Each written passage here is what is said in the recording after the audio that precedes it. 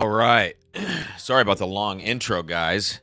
I was just trying to get everything set up here for the super chats, and instead of making you sit and watch me stare at the screen going, "Oh," I thought maybe you could just stare at that bottle. Meanwhile, I'm still sitting there going, "Oh," trying to get this all set up. So, anyways, welcome to another Thursday night live stream here on Drums and Drams. I'm so excited about tonight's stream. I say that every week. Promise I'm not just saying that. Actually, have a reason to be excited tonight. First order of business, I put these in front of there to be funny, and I forgot to take them, actually. I don't take these all the time, just famotidine. I used to take them a lot, and whenever I'm worried that I haven't maybe eaten enough food in a day, or I don't have enough, in my belly to start a stream. Although I did just eat, but it's just been a rough day. We'll talk about that in a second, but I put these in my body just in case I start getting a little heartburn going. All right.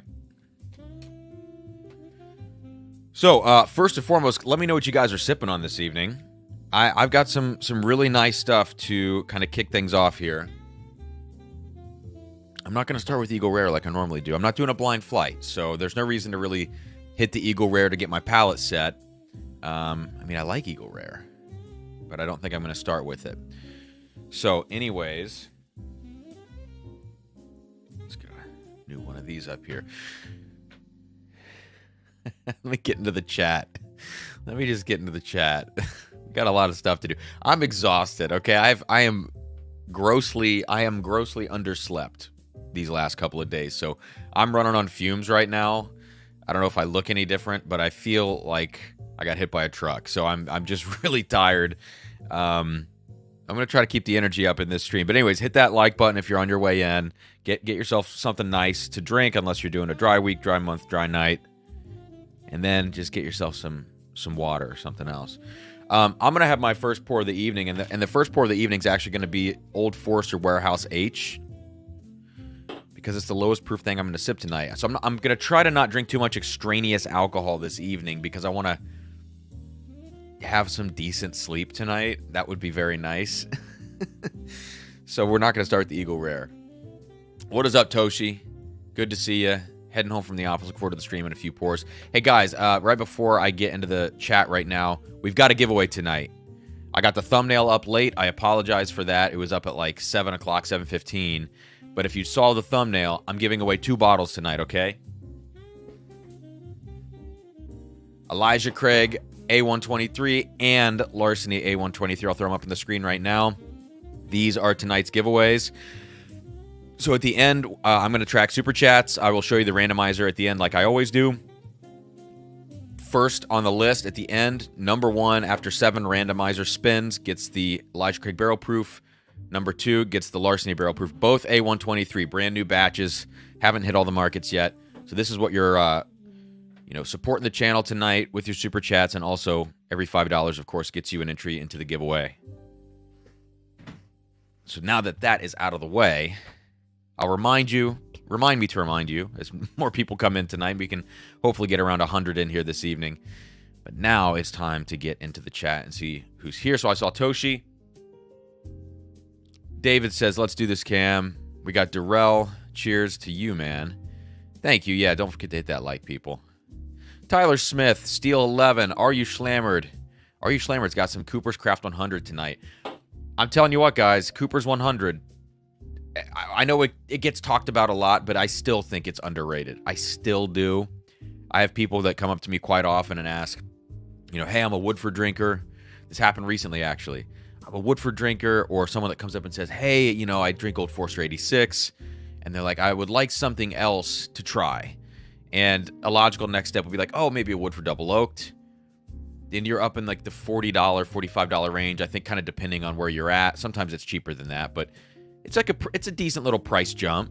And then if you're going to go like Old Forester 86 to Old Forester 100, that's also a good move. But you haven't really gone up premium territory, or you haven't really increased in quality per se. You've increased in proof, right? I always tell people, go to Cooper's 100. It's going to simulate the extra flavor of the Woodford Double Oak if you're going from Woodford. And it's a relatable product because it's Brown Forman, but it's going to be a little more flavorful, maybe a little more aggressive. That's fine. I think if people are looking for that, especially most of these people that ask me are drinking it over ice. And then, what's another one? Russell's 10, of course. I mean, these are all good bottles. 1792 small batch in that price territory. But I just think also because they understand the Brown-Forman flavor profile, that going from a Woodford or an Old Forester 86, or even a Jack Daniels or a Gentleman Jack or a Jack Single Barrel, going to Cooper's 100, I think is always the move. Maybe not if someone's coming from Buffalo Trace. Maybe not if they're coming from maybe a turkey product. That might be kind of a disparity in flavor profile. Maybe they want to try and branch out. But, you know, I really think that Cooper's 100, 1792 small batch, Russell's 10, Elijah Craig small batch, grossly underrated. I had it in a blind the other day. I could not believe it was Elijah Craig small batch. I thought it was McKenna, you know. That's a good sign, at least in my book. Speaking of which, tonight, I've got an old school McKenna, and when I say old school, I don't mean like the old kind of script label bottles. I have an 07 McKenna, and what happened is on the other day on the secondary market, Fight Club, a Facebook group, I ran across an 08 and an 07 McKenna, and I've recently had actually a sample of an 07 McKenna. A buddy gave it to me blind, and I couldn't distinguish what it was. I thought it was like I don't know, like mid-2010s MGP single barrel, at least 10 years old. I mean, it tasted so strange. I could not believe it was an 07 McKenna when he revealed it at the end. So I've been wanting to get an 07 McKenna to try against today's current product to see if it was just that barrel that he had, or if, in fact, old Heaven Hill distillate from 6, 7, 8 was really that good. So what I did is I bought an 08 and I bought an 07 on secondary. Very good price on them, all things considered. You know, those are the years that Fred Minnick gave this whiskey of the year and the prices blew up. It was actually a 2008 barrel. But I had a guy reach out to me about the 08. He saw me purchase it and he said, that's the day that my dad passed away. You know, would you part with that? So 100%, I said, you pay what I paid. Give me my money back. I'm sending you this bottle. It's very special to you. So instead of having the 07 and the 08 tonight to compare, I just have the 07. I know Fred gave an 08 the award back then, but an 07, based on the sample I had and based on the fact that it's older, theoretically should be a little bit better. I mean, it's 10-year whiskey, but maybe a different time back then, when we, you know, as opposed to 2012, which is when the current bottlings were distilled. Anyways, that's one thing I'm doing tonight. May as well talk about the others. I've got this new Magnus. It's not new. It's 2019. Great price on these. A couple of you guys, Darrell in the chat, saw me pick these up. Again, secondary. $200 a pop. Actually, really $190 a pop because shipping included. $400 for a pair of these. Exact same bottles. If you guys know anything about these old Magnus picks, you know that they are ridiculous. And this is a 13-year MGP single barrel. 106 proof. I can't wait. So we're going to taste that tonight. Kind of going in reverse order, I guess. Probably the one that most of you are here for, which is the Stagg Batch 19. We're going to talk about this. Talk about some emails that have come out of Buffalo Trace about this batch. It has a new labeling system for the batch number. You can see it right here. It says 22B. There it is. You can see it in the light now. 22B. So we'll talk about this. There's some discrepancy and some confusion, and I'm confused. So I'm going to throw it out to you. And maybe I'm going to send an email to Buffalo Trace and see if I can track anything else down about this. But the first thing I'm tasting tonight, like I mentioned, is the brand new Warehouse H barrel Old Forester 117 series. Just released like 2 days ago. And I also just got a 1910 extra old, so I may as well taste this too. I didn't get this release when it came out. So I still have all the old Old Forester 117s to this point. But they're kind of starting to come out so frequently that I don't know if I can keep up with these things. All right. So that's kind of the plan tonight, along with this giveaway of Elijah Craig and Larceny A123. 2 winners this evening. If I owe you a giveaway win from the last live stream, and for my patrons, I'm sorry. I have like 2/3 of these things packed and boxed up. I ran out of materials. I ordered more boxes, ordered more shrink wrap. I'm gonna get all this stuff out. I promise you dearly. I apologize. I'm, like I said at the beginning of the stream, grossly underslept. All right, I'm gonna just scroll down. Thank you all for being here. I'm seeing all of your welcome hello messages. I'll pull a few up as I go. Anxiously awaiting my Old Carter Batch 14. Heard good things. I thought, did Jason maybe talk about that? Maybe I saw a thumbnail that he was talking about it or something. Mark says, what's up, Sleepy? That's me.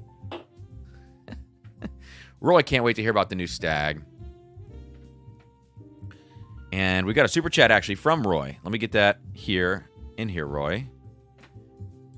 Would love to see another comparison with, or a comparison with another Stag Junior. We're going to do that. So I have batch 12 and batch 18 pulled up. So 12 and 18 will be my comparative things. You know, the most recent batch and then the epic batch. Those are the ways that I like to judge new products, you know. Let's see what the trend is.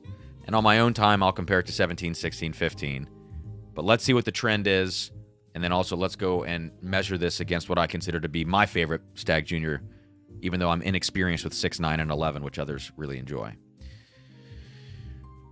So thank you, Roy. Thanks for the super chat and for supporting and everything like that. Okay. I got to get a sip. Cheers, guys. This is Warehouse H. I'll nose it here in a second.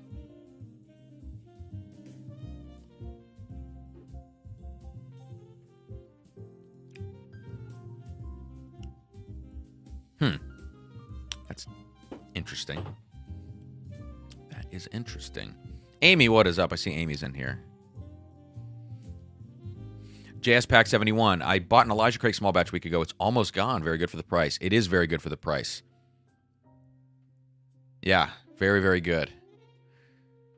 It's an affordable, it's a good go-to, you know. John, I'm talking about barreling date, not bottling date. Thank you, Amy. Guys, please hit that like button. We have 93 in here, which is crazy. 93.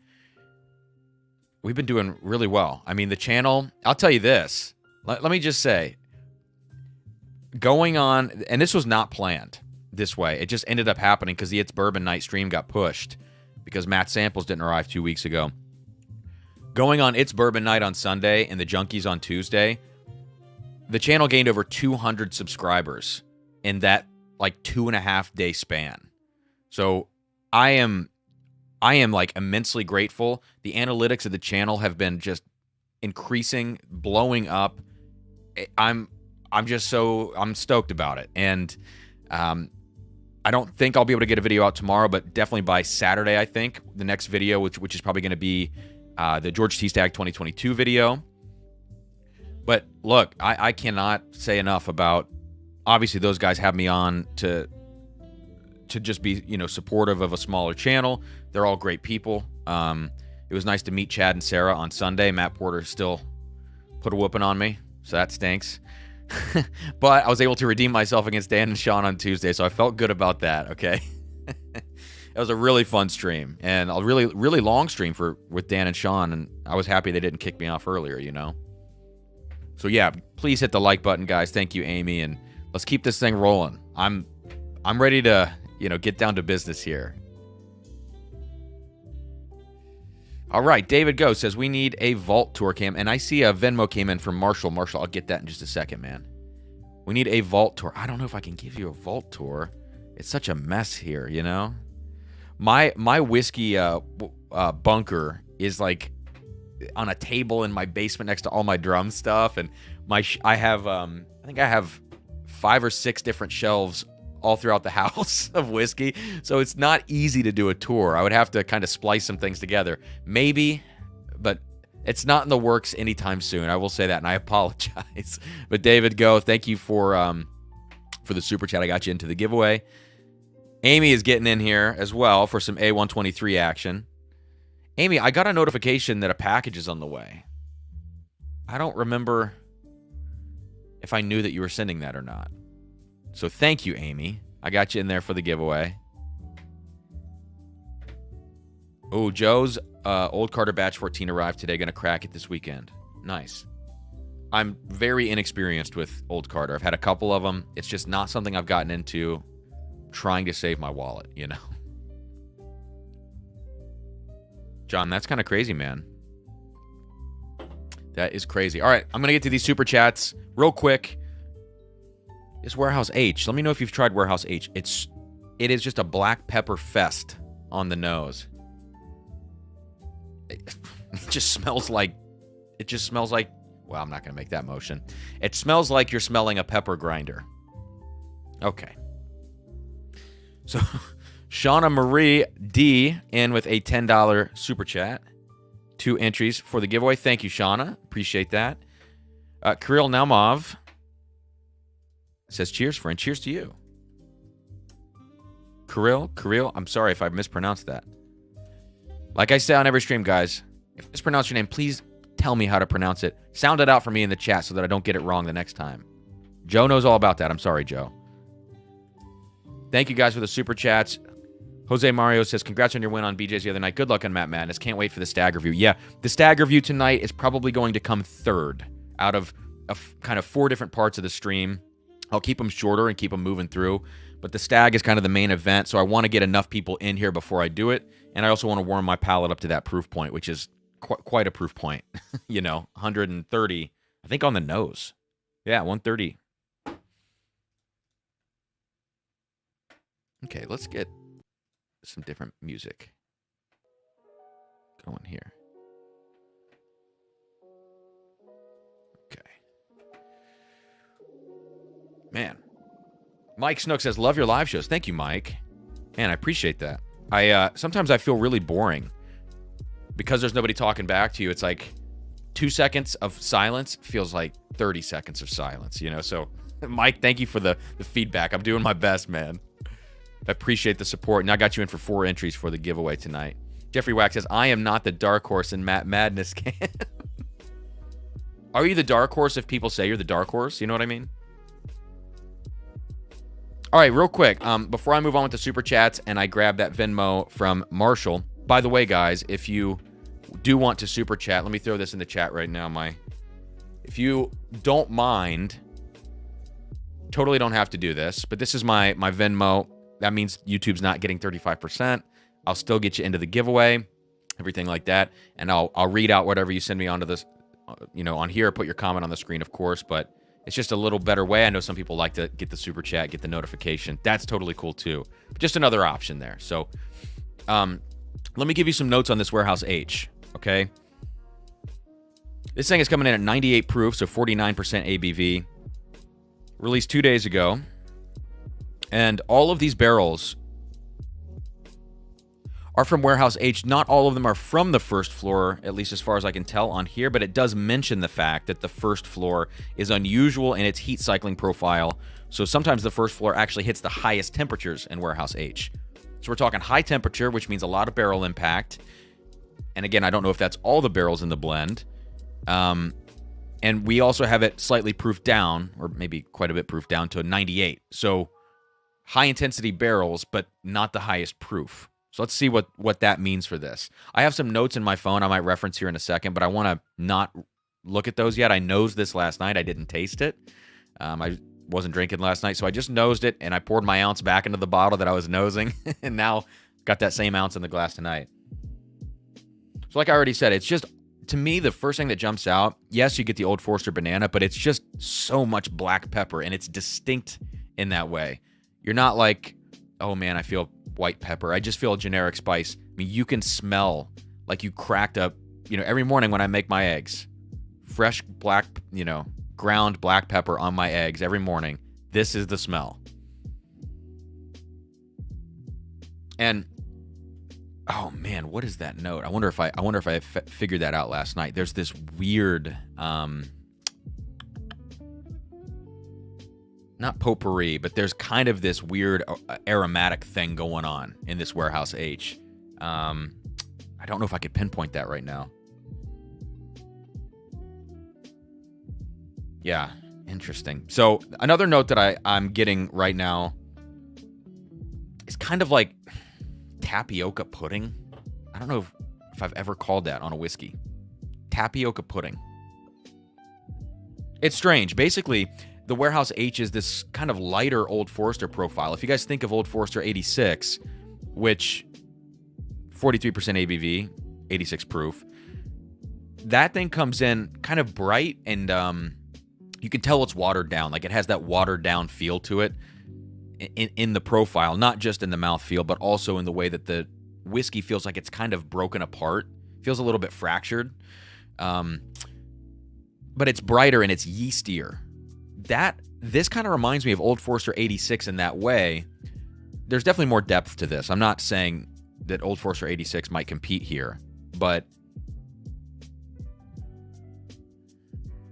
it's got that bread dough, that yeast note. It's got, yeah, it's a weird combination of things. Almost like some pineapple on here too. Definitely pineapple. So that's kind of off profile for me for Old Forester. And I think in some ways that's a good thing. In other ways, is this whiskey special enough? I got to keep this in perspective. Is this whiskey special enough to go into like this special limited release?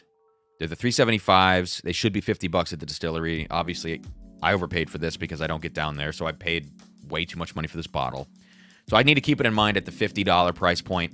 Thinking of these more as like experimental releases, maybe that helps, as opposed to thinking of it like a special release. When I think special release Old Forester, your mind goes to like the President's Choice. This is nothing like that.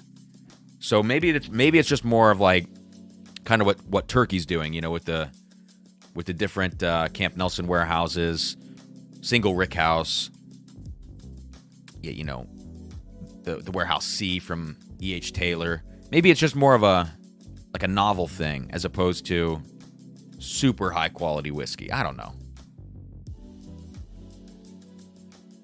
There's a little bit of a cocoa powder note in here too. But I don't know. Interesting. I'm going to do one more sip, and I'm going to check my I'm also going to check my notes in my phone. I want to see what I said about this last night.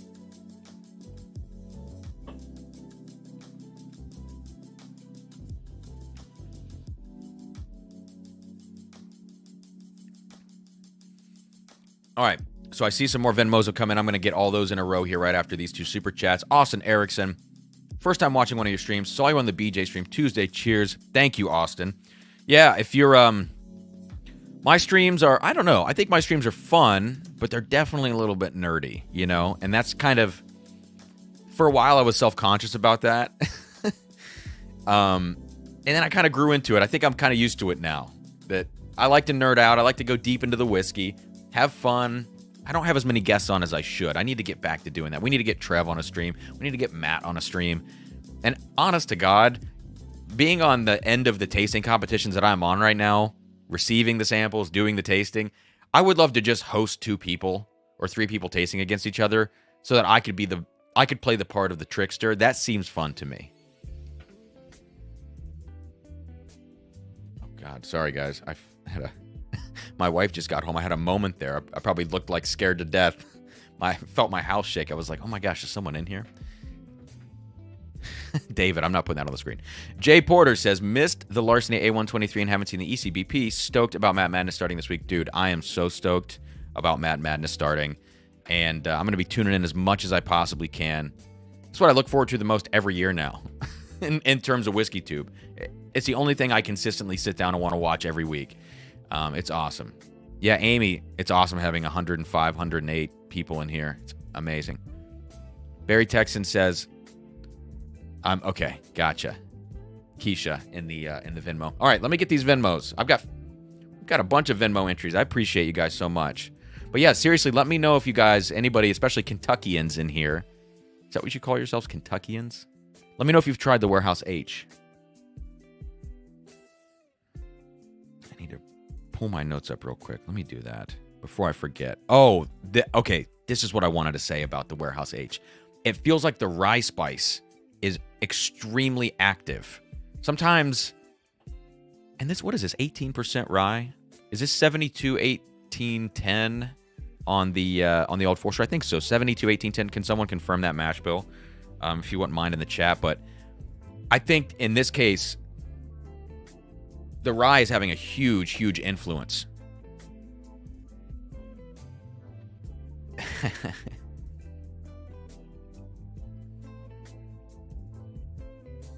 Rage Quit 42 says, I find every morning highly unlikely. What are you talking about? Are you talking about my eggs, dude? I literally eat eggs every day. I eat 3 eggs every day and some smoked salmon in the morning. If I run out of smoked salmon, then ham. Little ham steak, you know.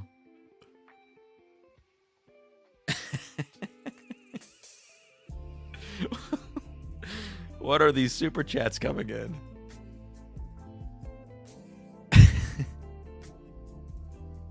So DC, do you think black pepper gives the palate rough edges as in sharpen? I think it can, DC. I think sometimes black pepper, it can blend in with a few different things. And I talk about notes. I talked about ethanol a week or two ago in that way, like the notes that blend with ethanol, white cake, vanilla, you know, and how that kind of I can't talk. Talking too fast. I need to go to sleep. How it can come across. Wild Turkey 12 is what it was. So I think in this case, black pepper, to me, can either go along with like oak spice and barrel char notes. And with those notes, it can get bitter and sharp. Black pepper can definitely go with an ethanol type note. And then I think the third thing that it can kind of blend with would be like chocolate or espresso. Because you think you get a little bit of that tingle, that sharpness, that bittersweet thing. I think in this case, it makes it feel it's a little sharp, actually. So that's a good call out. Oh, okay. And the other thing I said on when I took my notes last night on this is, in terms of the rye spice, we often talk about citrus being something that happens from rye. When you look at Old Forester, you don't typically, at least in my mind, maybe you guys do, feel free to disagree. I don't typically associate Old Forester with really a lot of citrus notes. Like, when I think citrus, I'm going orange, lemon, lime. And orange, I don't think I get a lot of orange in Old Forester products. I get a lot of red fruits. I get a lot of purple fruits, black fruits, those kinds of things. Lemon, maybe? Like, maybe in some of the younger stuff. What's crazy is this Warehouse H has lime. There's a lime note, and I said pineapple a second ago.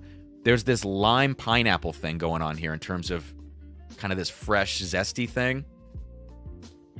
It's like black pepper on like pineapple and lime. So weird. I don't know. The more I nose this thing, the more I'm kind of appreciating the fact that it feels a little experimental.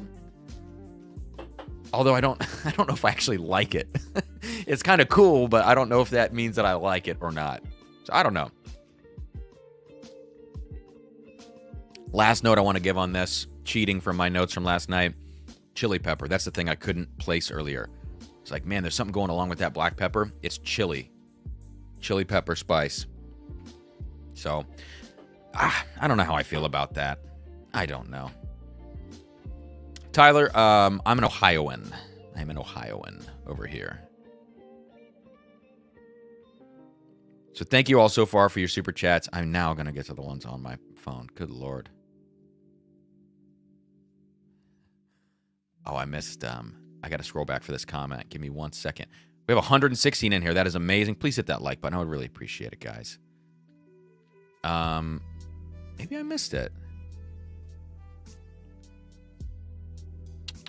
Sorry. Okay. If I miss any super chats, someone please call me out in the comments. And tagging me doesn't really work on the StreamYard side of things, so just shout my name in all caps or something. Okay. Christine Vasco, thank you for the $5 super chat. I appreciate it. I got you in. I watch your vids and lives to learn about whiskey. Totally appreciate you. Thank you. I appreciate you guys. You guys are awesome. It was so nice to meet you both at Ports in the Park. Power of suggestion, Unipoke. Say black pepper, smell black pepper, taste black pepper. Josh Hartwell. My buddy Josh. Dude, good to see you. A message to the ops. What's the message? Who are the ops? All right. So I'm going to put away this Warehouse H. You know what I brought out to compare to it? Maybe I should do it real quick. I brought out Whiskey Row Fire. Why not just do a super quick comparison? I thought about doing the Warehouse K also to compare to the Warehouse H, but the proofs are just so different that... And Warehouse K drank hot. Yeah, it's at 110. It's a 12 proof point difference. I don't think I'm going to do that right now. Maybe I'll do it on my own, and if it's worthwhile, I'll report back on a video or a live stream later or something like that. So All right. Let's get into these Venmo super chats very quickly so I don't forget you guys. I really appreciate you. Let's go to the top here. Marshall. I got Marshall in for 2 entries to tonight's giveaway. Thank you, Marshall. I like tracking super chats myself. Part of me, hates the fact that I have to sit and type on the stream, but I like it because it's, I don't know, I feel like you're doing everything, I guess. And it feels like, I hope people, I don't think anybody really questions the validity of some of those randomizers and stuff, but if they do, I hope they can see the whole process happen, throughout the night. Oh my goodness, guys. Oh yeah. Okay, Whiskey Row Fire knocks the socks off of Warehouse H. It's not even funny. On the nose, it is so syrupy. Cherry syrup. I wouldn't say grape. I would say like blackberry, cherry blackberry. Almost reminds me of a Barton product, to be honest. Oh my God, it's so fruity, so rich, and leathery. And that's a note I remember calling on Whiskey Row Fire is leather. That is fantastic.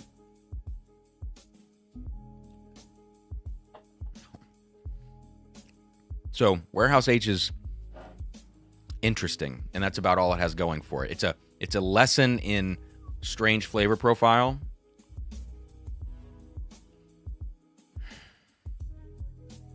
It actually kind of smells like young MGP. It smells like 5-year 36% rye MGP. I think that's the takeaway. Weird. Very weird. Whiskey Row Fire is very good. Mark, let me know what time you're thinking of coming in. So for those of you in the chat, Watershed Distillery released, which is an Columbus, Ohio local distillery, just did a lottery at the distillery. 125 bottles only of a new 6-year age-dated rye that they have. Almost sounded like I was from Michigan there. That they have. Is that how they say it? I can't remember. And the Vascos won a bottle, at least one bottle, I think. And I won a bottle, which I can't believe, of the 125. So the pickup is only a 1-day window, a 7-hour window on Saturday. And I'm glad I have some time. But I basically have between 10 and 1, Mark, that I can get there. I'm playing a Harry Potter with film at 2 p.m. And then I have late Valentine's reservations with Sarah because she got sick on Valentine's Day. So we had to move our reservation. Chad says, coming in late, just watch you crush it, Dan and Sean. Good luck. Thank you, Chad. I appreciate that. Garrett Willette, cheers, Cam. How you feeling going into that Matt Madness? Garrett, I'm feeling good. I haven't really been training that much, knock on wood, but I used to get really nervous and not feel confident in my abilities. I feel kind of confident now about it because, like, when I smelled that first pour, I was like, in my mind, that's either blue spot or red breast cast strength. Like, once I was like 30 seconds into it, I got to that conclusion pretty quick. And that made me feel good because I'm not a big Irish whiskey guy, So, yeah, Mark, let me know what you're thinking. Garrett, I got you in the giveaway. Okay, cool. Sounds good. Sounds good, Mark. So, thank you, Marshall. I've got James in here for 4 entries to the giveaway tonight. 126 in here. That's crazy. That's a record. This is the most people I've ever had in a live stream. So thank you. Wow. Very cool. And while I kind of marvel at that, let me pour out some 1910 extra, extra old. All right. Let's see what this is all about. This is not the most recent now, but the previous release in the old Forester 117 series. So, James, I got you in here. I appreciate it. Keisha, I can't remember your, okay, I got you. Your screen name here. So I got you in for 2. Thank you for that. Joe W. Getting Joe. I think I misspelled your last name, Joe. God. The screen is so small. I need to zoom in a little bit down there. 130 in here. So wild. So wild. All right. 1910 extra old smells wild. 24 extra months in the secondary barrel.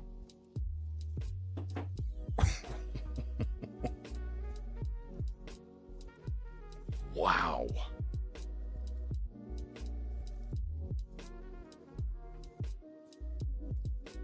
Oh, man. Have you guys tried this? What is is this still 93? Yeah, 93 proof. Have you guys smelled 1910 extra old? That is crazy. That is a crazy nose on a whiskey. Oh my, there's not enough time tonight to put this next to the extra old and the regular 1910 and then the old 1910. You know, there's not enough time for that, but on the nose, I'm getting, okay, it's all over the place, and that's why I really love it. I actually would have expected this, because it's been in the finishing barrel for 24 months, to be kind of a one-trick pony. It's not. First thing you're hit with is just density. That sounds silly. So what do I mean by that? That chocolate note that you get on 1910 that you guys probably know, the chocolate marshmallow thing. Marshmallow, that's kind of gone at this point.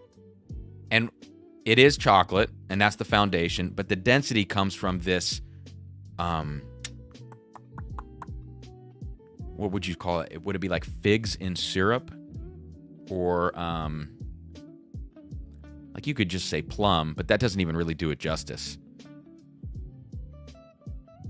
It is dark fruit and thick. I mean, the craziest thing about it, though, is if you guys have ever bit into a red apple and you know the taste of the apple, of the skin, the peel or skin, whatever you want to call it, that taste when you bite in, it's that little bit of bitter sweetness, but there's a fresh thing that happens, especially your first bite into the apple. It kind of tastes fresh. That is so, this smells like an apple, like the first bite of an apple. And it's not like I'm telling you that I'm getting hints of it or it reminds me of it. It legitimately smells like it. So that's why it's crazy, is that all of the, like the notes that I'm getting on the nose of this are clear. They're not whiskey notes that I'm superimposing my experiences or what I smell and taste. I genuinely believe that if you gave this to somebody who's like, didn't have like a trained nose or a trained palate, but who could at least handle whiskey, let's say, I think they would smell this, and if you said red apple peel, they would be like, wow, 100%. This is crazy. And let me look at the color now. It's actually not as dark as I would have thought, but I guess it is 93 proof, so for 93 proof, that's pretty dark.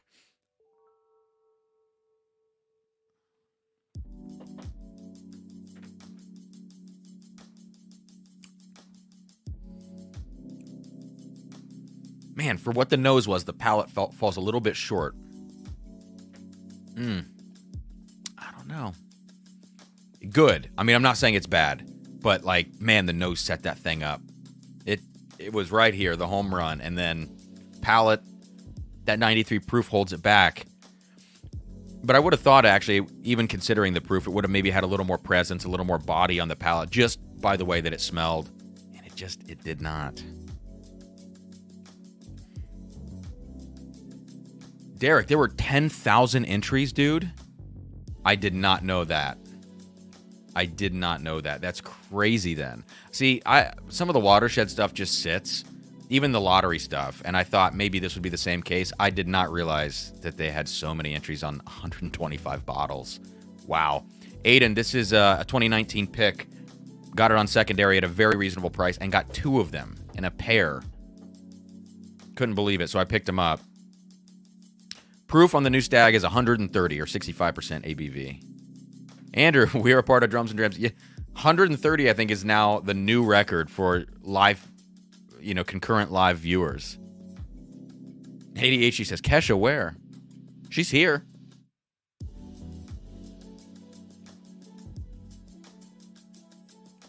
Unipoke, in my mind, Whiskey Row Fire is top 3, if not top 2 in the series, and could even be the best. If you get proof out of the way and you just think about the whiskey in relative terms, I think that Whiskey Row Fire might be my favorite. Although I love that High Angel Share Batch 1. Although Batch 2 beat it in a blind. Chad just got a blue spot last week. Have the yellow and red also. I've only ever tasted blue, Chad. So you should totally do that flight. I've never tasted any of them. And what's the other one? Green spot and gold, I think, came out. But yeah, I'm just super unfamiliar, man. Big Country Briar says 1910 is thick. Yeah, extra age is even. The extra is crazy. John Cloud, thank you for the $20 super chat. He's in it to win it. Wow, I'm getting to that point right now where I almost have like too much in the chat to keep up, which I've never had before. That's cool. I'll take it. So thank you, John, for the $20 super chat, man. I appreciate that. And we got Stanley Wags in the house. 2 entries. Might as well take a shot at the A123. Hope you're doing well. I hope you're doing well too, man. Thank you for the super chat. Thanks for jumping in here.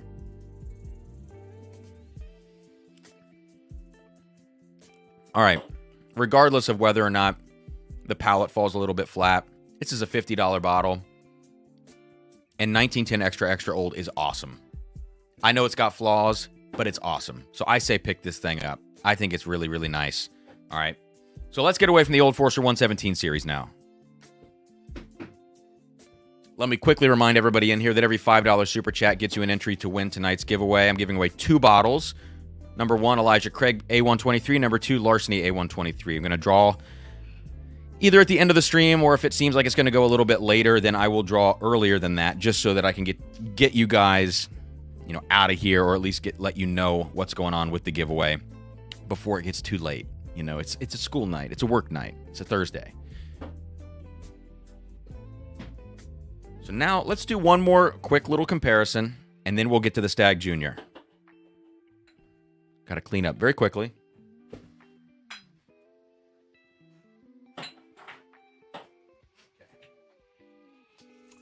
All right, so like I said earlier in the stream, I got this 07 McKenna. And because of the blind sample that I was given by a friend of mine, which totally blew me away, I just wanted to see if there was... And I haven't tasted this. I haven't smelled or tasted this yet, so I do not know. I'm not going into this with any preconceptions. I just want to see if the older McKennas truly were that much better. And when people thought about Fred Minnick giving it the award that he gave it, and, that essentially blowing the prices of this up, I just want to know if that was even slightly warranted. Because I've had some really bad barrels of McKenna. And I've also had, I've had one stellar barrel, current day, a bunch of average ones, and then a really, really bad one that I couldn't stand to drink. So what I have here actually is, this is a blend. I have 2 barrels, half and half. I just wanted to, I don't know why I did that. I should have just kept them separate, but this is an 09, December 09. It's also got a 2010 in here. So it's a half and half blend. So maybe it's not a true representation, but that's okay. They were both just average single barrels. And then over here I have, oh, no way. Yeah, they're both December. So this is December of 2007, and these are barreled dates, not dump dates, okay? So they were dumped 10 years after the fact. Let me check Venmo here in just a second, guys. We got William Hall coming in with $20. William, so 4 entries, man. Thank you. Goodness. Here for the advice and to spend my money. Careful. LOL, what barrel of the McKenna? This 07 is 4758. Barrel 4758. The other one's irrelevant because it's a blend. So, William, thanks for 4 entries, man. I appreciate it. Derek, this is an OHLQ pick, the Magnus. It's barrel 1379. Yeah, so see if that's the same one. Okay, I'm just scrolling. I want to catch up to the chat. Okay, let me get into Venmo here. We got a couple more. Andrew, which Andrew is this? Oh, I saw the middle finger and I was like, dude, you sent me a middle finger, but you gave me money. What are you doing? Andrew Surfley. No, he says, F you, YouTube, for taking their cut. Yeah, thank you, Andrew. I got you in for 2, man. And Toshi. Holy smokes, Toshi. In for 10. Toshi, one of the big supporters of the channel, man. I thank you so much. I hope one day I get to have a dram with you. And finally, we got Tim Tam Slam, in for 1. I think I'm caught up on Venmo now. Goodness gracious. All right. Let's check out this. Check out first, if you guys have a McKenna, or if you have some notes on McKenna, let me know in the chat. That's pretty nice, actually. That's the blend that I had of 2 very average single barrels. And I've tasted this blend before. And I just thought, oh, it's fine. It smells pretty darn good, actually. Kind of an underrated product, McKenna, I think. I mean, I know people jacked it up to $50, kind of SRP. Some people overcharged to $80. That's crazy. But just considering the market, I mean, look, people are paying SRP now on Michter's 10 bourbon. It's like $180. So I don't want to hear people complaining when they see Eagle Rare for $45 instead of $32 and like, I'm not paying that much. Like, dude, come on. What are you talking about? Yeah, Andrew, I know. Last Friday morning was a little rough for me too. Tim, thank you, man. I got you in for 4. Hope you're doing well. And Toshi, oh my God, Toshi letting me know about Venmo with an extra, Andrew. I got you, man. I got you. Derek, this 09 is actually pretty good. Maybe I'm crazy. At least on the nose. I got to taste it. I know I got to taste it. All right, let me take a sip of this 09.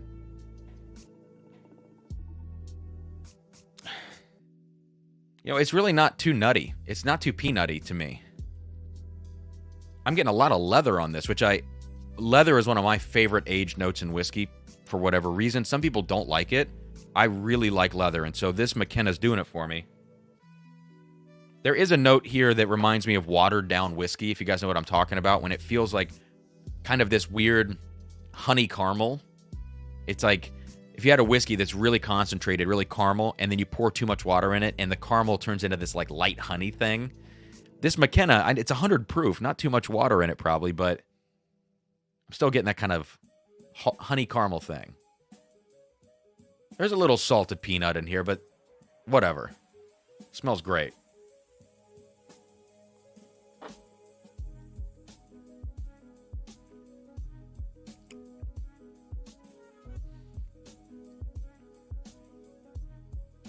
Alex says the other McKenna you got in the combo deals, and Alex, that's the one I said earlier in the stream. A guy DM'd me, and actually, I'm not entirely sure if this story was legit or not, but I maybe I should have asked him. But look, if he's trying to be, if someone's pulling a fast one on me, I'd rather them pull a fast one on me than me say, hey, did your father really pass away on that date?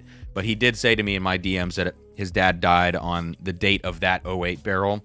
And so I'm sending it to him at my cost, just, he was like, I never expected to see one at that date. Knowing that it's only a few away from Fred's barrel, I guess if someone was pulling a fast one, maybe that would be the reason why. But, I've never tasted it. I don't know what it's like. Good. I hope his story was true. I'm sure it was. And that's great.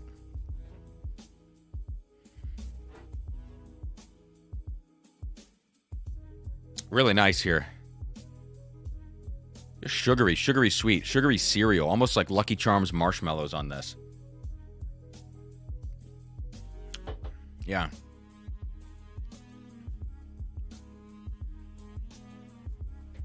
Rage Quit 42 says, just to see if you are old enough to do a giveaway. I don't totally know what that means, but I will take it. I got you in for 2.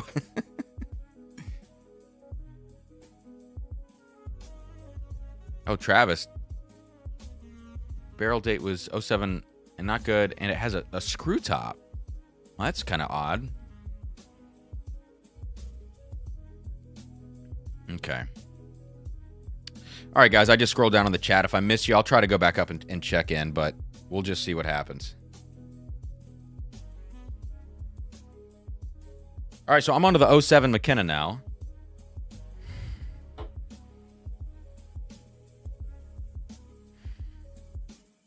I don't know if that's good. I don't know if that's good. These are single barrels after all, but... Huh.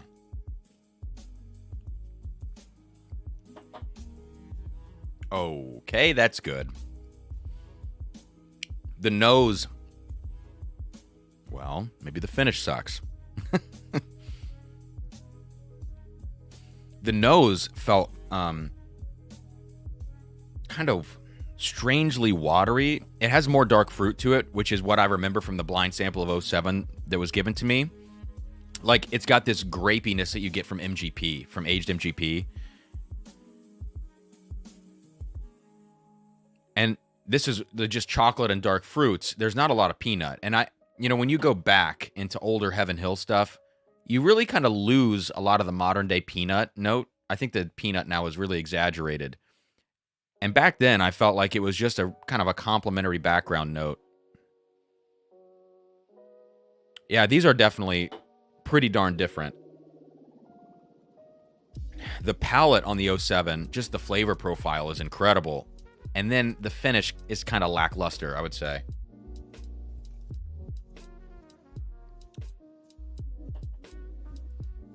That's an interesting one. I bet if I blinded somebody with that, I bet they would have a hard time kind of calling this as a Heaven Hill product. It almost has that.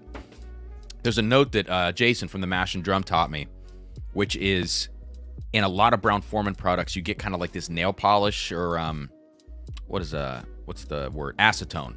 He kind of talks about acetone sometimes. And he mentioned this to me talking about King of Kentucky and also talking about Michter's 10 bourbon, which is presumably some of them sourced from Brown-Forman. I am actually getting that kind of acetone note on this 07. So I think it's actually kind of reminding me of Michter's 10 bourbon. I think that's why I like this. The nose is a little something. The palate hits all the right notes for me, but then the finish is short. It's kind of just like a Michter's 10 bourbon. Profile, experience, everything.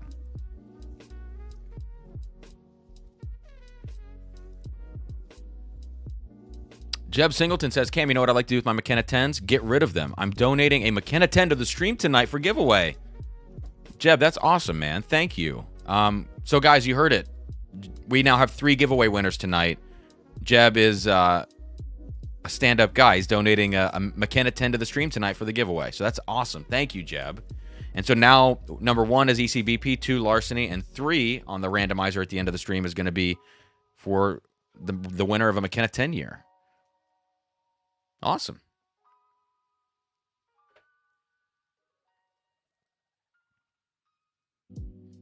All right. Well, darn.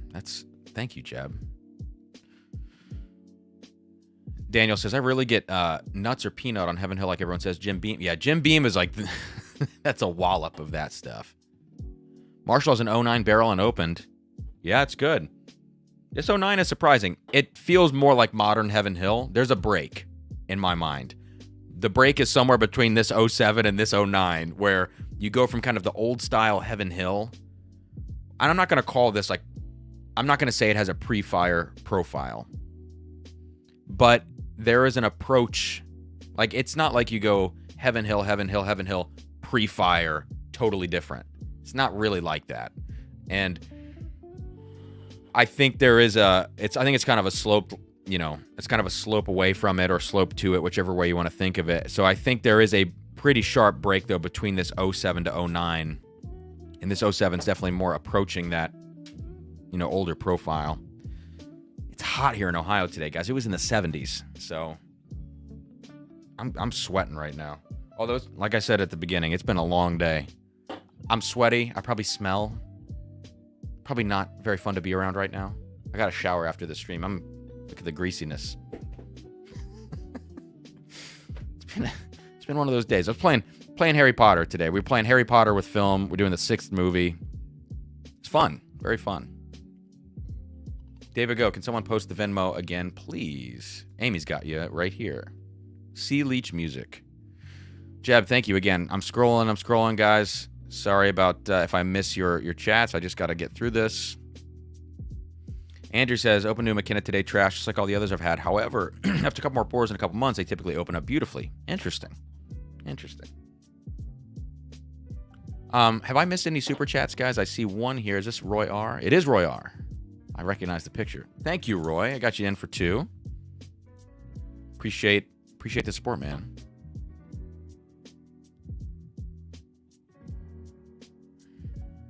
Alex says, it's 70. It was like 73 in Ohio today. We just had the most snow ever in a day in Portland since 1943. I'm sorry to hear that. All right. As I continue sipping this 07 McKenna, I'm on board. I think I'm going to have to do a sample giveaway at some point for some of these things. That's good. It's like at a higher proof, it would be amazing. It's just good like this, but I like to be able to taste this difference in profile. I'm actually curious if there's a color difference. No, I don't think there is. So, all right. Awesome. And Cheech, I'll get you in here, and then I've got one Venmo to get to, and then we're going to get on to the Stag Junior. Finally, time to get, or I guess, no Junior. Stagg Batch 19. So that's going to be up next, okay? Cheers, everyone, says Cheech. Get you in for 2. Cam, you're the one to beat in Matt Madness. Will you be the double champ? Well, yes, I hope I'm going to be the double champ. But, you know, these tasting competitions are so interesting. Because, you know, anything can happen in this. Ability and, like, training definitely matters. And then we can all agree on that. Of all the blind flights that happen on YouTube, you can see certain people having consistent issues with age or proof or type, you know. And so I think it's not all, like, random guesswork. I think you can really develop the skill to do it. It's almost like taking a test. So Cheech, talking to you as a musician, as a fellow drummer, it's like if I asked you, just play me some paradiddles right now, it's like you're not going to second guess that. You know what I'm saying? And that kind of like confidence in your ability to do that, or to do any, you know, play me 2 and 4 backbeat, like I'm starting to develop that confidence with certain aspects of tasting. Not the whole thing. Like, sometimes I smell a sample and I start to get nervous, you know?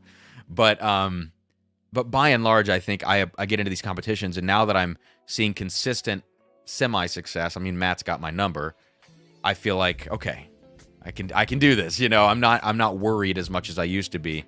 But then again,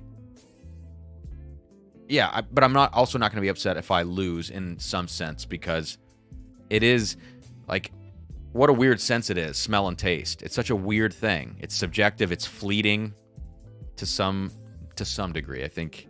But when you can see something, you can touch something, that's a little bit different to me. It's more permanent as opposed to this smell and taste thing.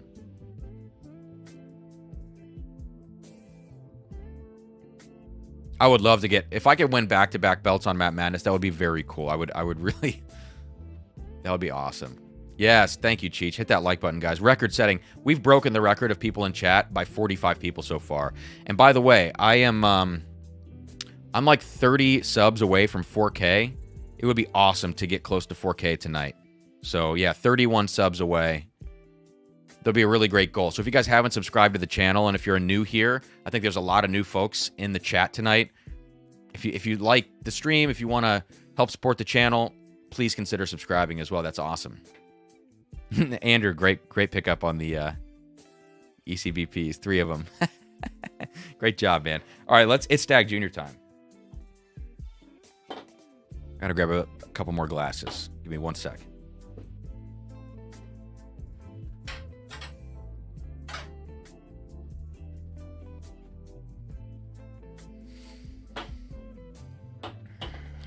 Oh man, I'm excited for this. Let me put these over here.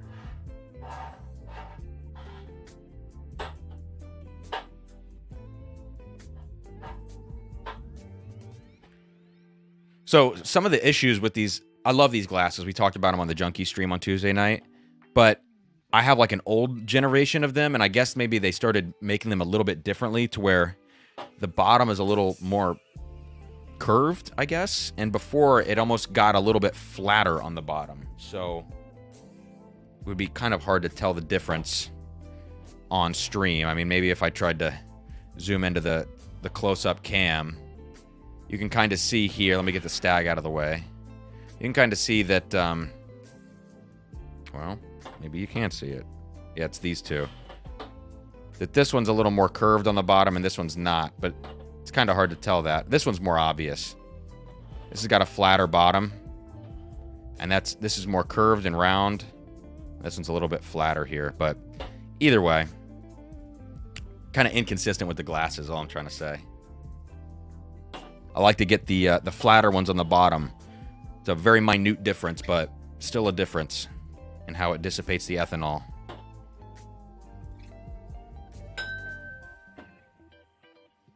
Cheech says, I was just thinking how there has to be a Whiskey Rudiments. Copyright Whiskey Encore LLC. Whiskey Rudiments is just like the pub channel for all the drummers. Andrew, do you ever travel for your music? If yes. Andrew, I've never played a gig in Boston. Actually, Andrew, I've never been to Boston, which is weird. I've been to quite a few places, but the East Coast is not one that I've ever really... I've been to New Haven. I auditioned for graduate school at Yale once upon a time. But that's about as East Coast as I've ever gotten. Kind of crazy. Colt 45, I was fortunate enough to also win a hot and spicy. That is an awesome... Oh, you haven't cracked it yet, dude. The hot and spicy, which I need to remember to... I would love to send that bottle kill to the junkies and just watch them drink that. It's so, so good. Needs a little bit of air because there's a lot of chili pepper spice on that bottle.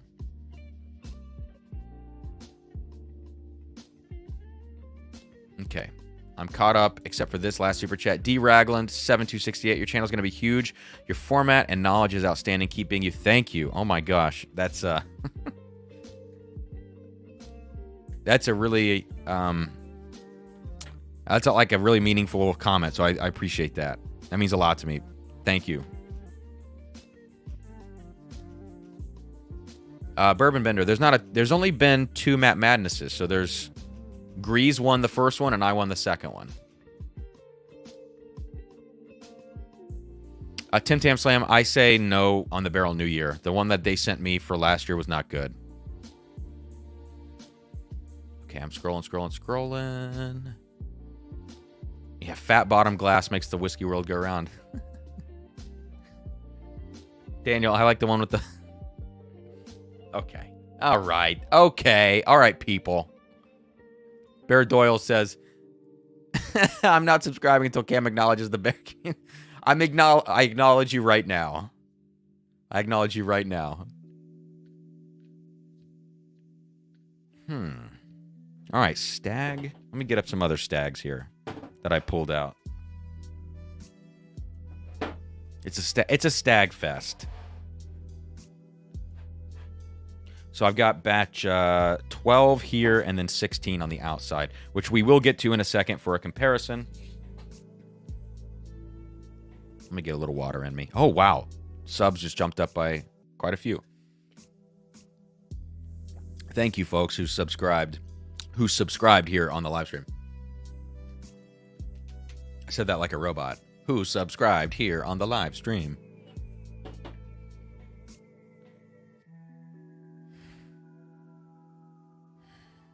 Wow, that's a lot of sentiment on that Stag Junior.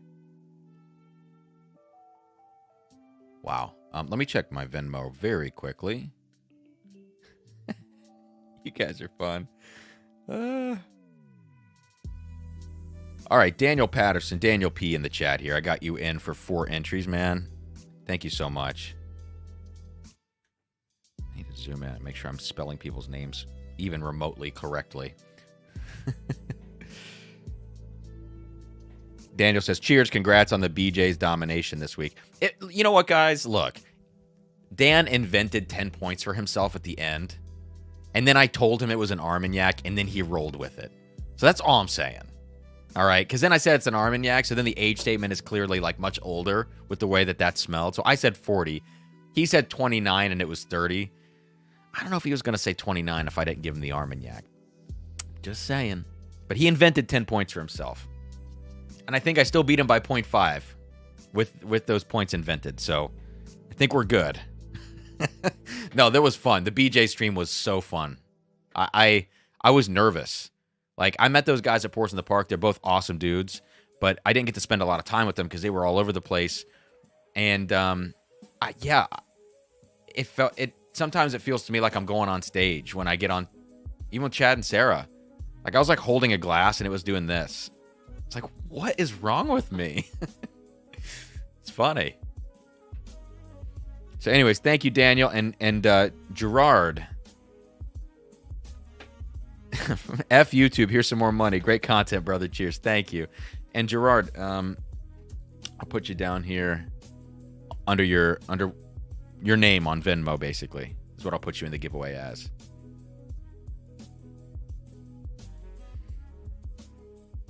Okay, here we go. Last one. Eric Hart. Give me that ECBP. I'll try, Eric. I will try. Got you in there.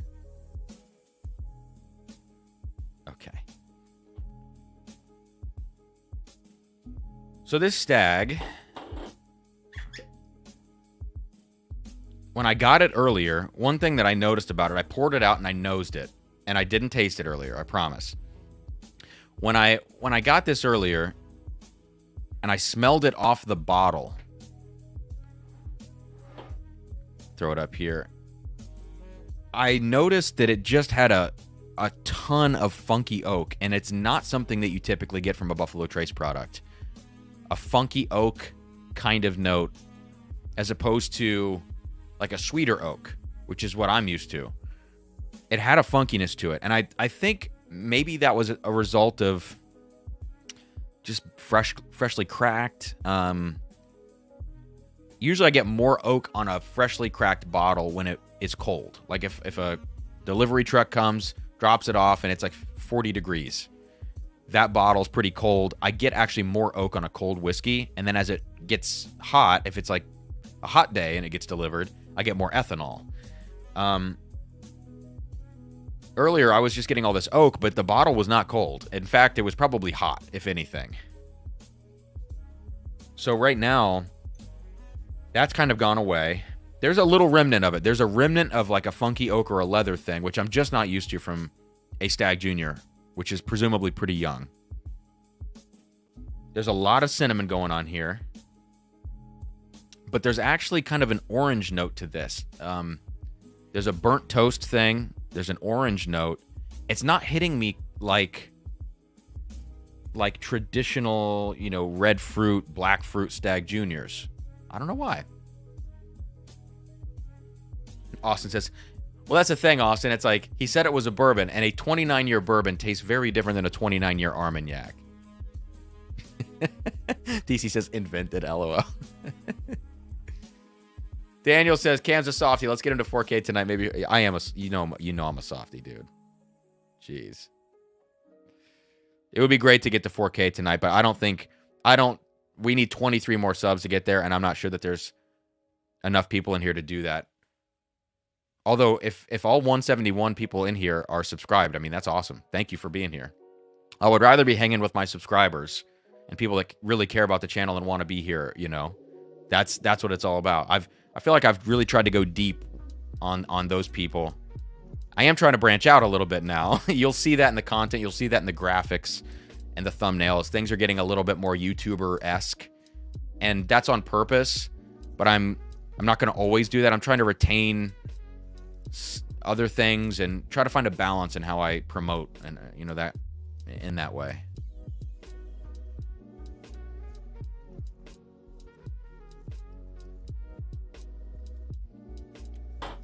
Woo! My God, that's Stag Junior.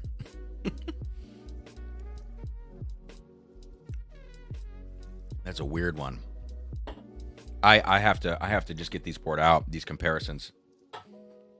I've got to know how this stacks up. The palate.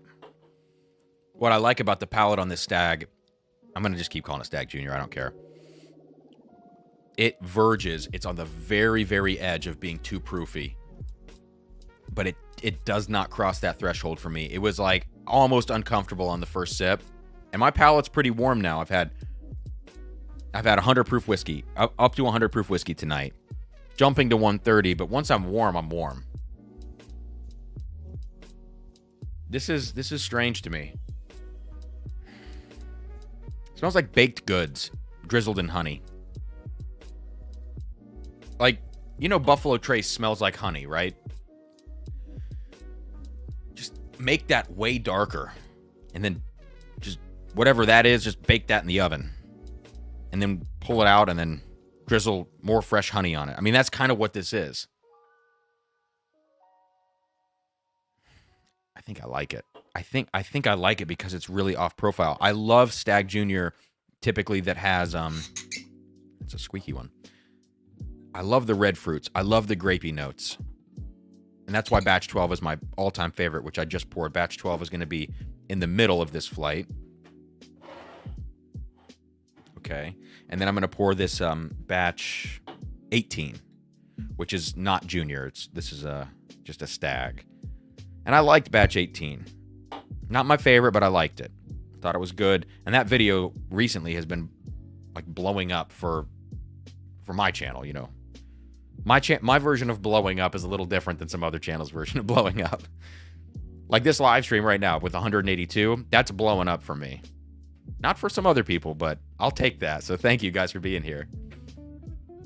Let me catch up on this super chat here. Brian Vaughn, good luck on Matt Magnus. Who does the songs? Those are great. David and Kira from thewhiskeychannel.com. So check out, if you guys haven't subscribed to thewhiskeychannel.com, you should go subscribe to them. They do a lot of crazy and cool and different content. And David and Kira are freaking awesome. So David does like all of those songs by himself, I think, which is crazy. DC says Wienerhead. DC, please, dude, please make, because I told Dan and Sean they have to put up a new thumbnail if I beat them. Please make a great Wienerhead thumbnail. I don't care. I told them it was going to embarrass them. I don't care about that. All I care about is that maybe we all have wieners on our head. Hot dogs. Hot dogs. That's what I'm talking about, guys. Couldn't do anything else on YouTube. Glad you didn't pee your pants live on YouTube. Yeah, I almost peed my pants. I had to bail out. My Lord for the win says back-to-back Matt Madness champ at 22 years old. Yeah, I really trained my palate from the ages of 15 to 21. I'm 28 in my mind. Rage Quit says never seen Stag anywhere near me. I've never seen one either. I've only ever bought mine secondary because it's the only way I'll get them. And I like to review them. It's good for the channel. Yeah, I like to get, I like to form an opinion about these things, but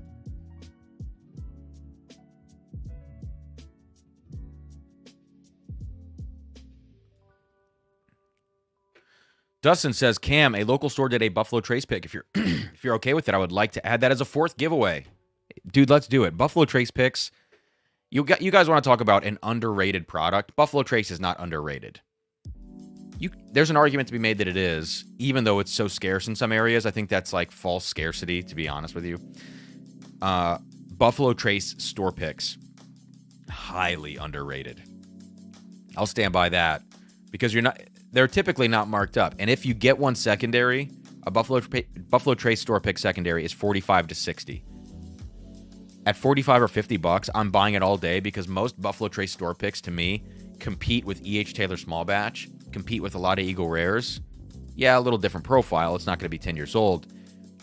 But some of those picks, Elmer T. I've had Buffalo Trace picks significantly better than Elmer T. Blanton's, Rock Hill. No joke. They're awesome. So, Dustin, I got it, man. Let's do a fourth giveaway tonight. I'm gonna have to figure that. I'm gonna have to remember all these. Tuxedo says, Joseph Magnus, do you have a cigar? I do have quite a few cigar blends. You got a batch 131. I think, Amy, is that the batch that you sent me? I'm not a fan of the 131. They've taken a little turn recently on the more recent batches. One Mocast says, in for 4 on Venmo, ECBP. Thursday stuff. I gotcha, Kyle. Thank you, man. Okay. Got you in 4 entries. Boom. Thank you. So, from your left to right, new batch 19, batch 12, batch 18. Let's change that order. That's a dumb order. 19, 18, 12. We put the boss at the end. We put Bowser at the end. Matt Porter's at the end.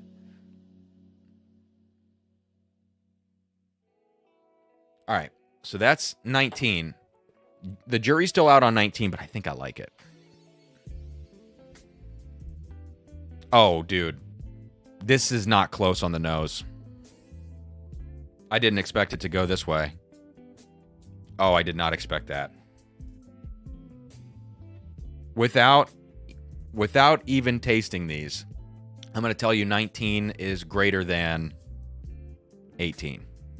The nose is so full, and it is just jumping out of the glass. I mean, flavor all day.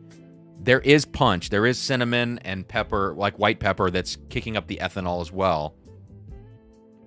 But then you go to batch 18, which I liked, and it just smells sharp and like alcohol. It smells like vodka on the nose in comparison. It's all relative.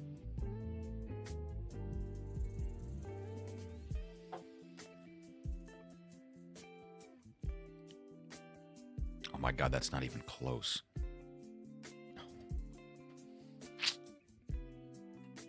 If you guys see this batch 19, Alex, that's a Ben, dude.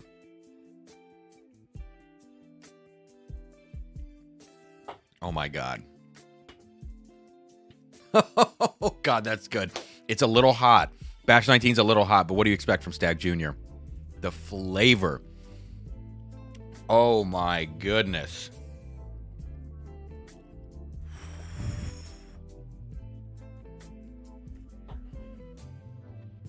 The real comparison here is batch 12 now. Get batch 18 out of here.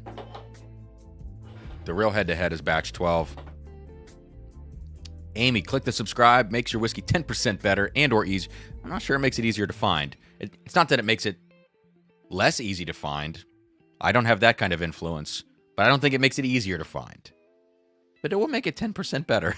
Let's go with that one. Just do it. Come on. Thanks, Amy. I'll get you in for 2 more.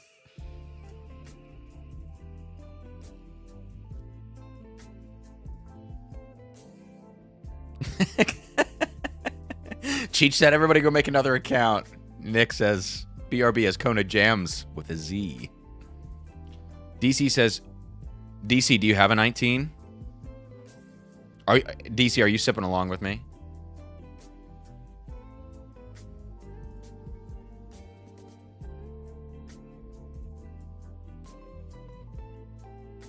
I'm not texting, I promise. I'm just checking the subs. Oh, geez, guys. 7 more subs and we hit 4K. Holy crap. That's awesome. Shauna, thank you so much. I appreciate that. D. Raglan says, has that Stag had a chance to open up? No, and surprisingly, it doesn't need it. That's what's crazy. If this thing like opens up in the sense that it loses a little alcohol or ethanol punch, gets more flavorful, a little sweeter, it's going to be scarily better than it already is. And I don't know if I've made this like clear on the channel or not. I'm not a big Stagg Jr. fan. I like batch 12. I think they're all okay, but I don't think they're worth the hype at all. I think usually they're hot messes. Even when they're not hot messes, they're just unbalanced, often very bitter. And they vary heavily. Like batch 15 is candy shop, sweet, strawberry, vanilla, those kinds of notes. And then you go to batch 16 and it's just grape soda, flat grape soda. So there's this big range. I like the darker ones typically. 17 was not my jam. I got weird notes on 17. Fried chicken, latex, stuff that I've never called on a whiskey before. Guys, batch 19 is floral. I cannot believe... All right, I'm just going to go to batch 12. Batch 12 just smells like almost George T. Stagg. You know, it's got all that red fruit forwardness. Dense, dense, syrupy red fruit notes. Those are totally different whiskeys. Yeah. I think when you do them side by side, batch 19 comes off a little younger because you can smell kind of honey and grain in it. But you get a little of that Dr. Pepper, like that Dr. Pepper Cola type spice in batch 19. But 12 has that fruit. And I'm a fruit fan, and 12 comes off much lower proof on the nose. It is a higher proof whiskey at 132.3, but it doesn't come off that way on the nose. It comes off soft and balanced.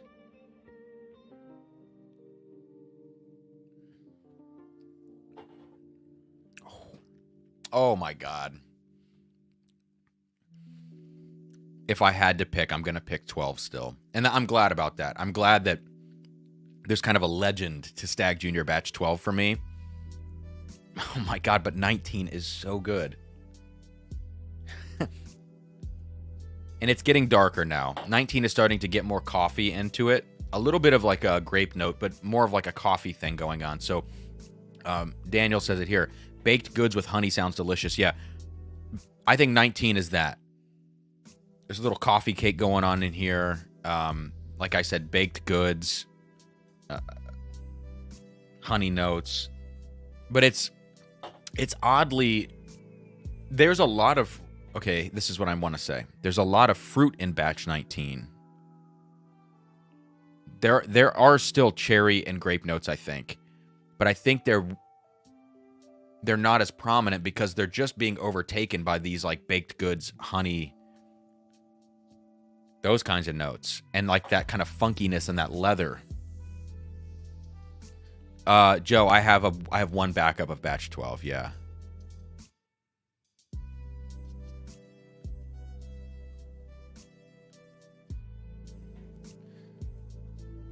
Kyle says, sub but going to bed. We'll finish the comparison tomorrow. Thanks for jumping in, Kyle. Thanks for the subscribe. I appreciate it, man. All right, let me I think I'm pretty behind in the chat. Am I pretty behind in the chat? Whose super chat is this? Oh my God, I'm very behind. I am so sorry, guys. Okay, let me breeze through this very quickly. Let me make sure I'm not forgetting Venmos. Okay, good on Venmo. David L says, Matt Magnus is yours to lose. Anyone but Shook. So who here? So this batch 19, I sourced it from West Virginia, which honestly I should just like. I don't know how West Virginia works. I would love to just go down and hunt for this. But I think it's state controlled, so I'm not sure what kind of luck I would have. Anyone but Shook, says David L. It's fine. David, I got you in for 2. Thank you. Whiskey Encore says, you just got another sub from me. Thanks, man. Awesome. Yeah, we need 2 more subs to hit 4K tonight, which is cool. Amy, did you say you need a batch 11? Well, I don't know that I've ever tried one, Amy, but truthfully, I'm not like itching to try it unless, like, batch 11's long gone. People should hold on to, like, if you're talking about a sample or something, you should totally just hang on to that. I don't love Stagg Junior enough to want you to give up, or anyone to give up an ounce for me, or 2 ounces, or you know, that's not, it's just not my cup of tea usually, so I wouldn't want to waste it on me, is what I'm saying. Whit says, hi Cam, way to shake up Shook in the warm-up, pulling for you and Matt Mattis. Thank you, Whit, that's awesome. VG in for 1 entry. Thank you for the super chat. I got you for the Elijah Craig Barrel Proof and the Larceny A123. Plus, now there's a 3rd and 4th winner. The 3rd winner is getting a Henry McKenna 10-year, and the 4th winner a Buffalo Trace store pick, courtesy of Jeb and of Dustin in the chat tonight.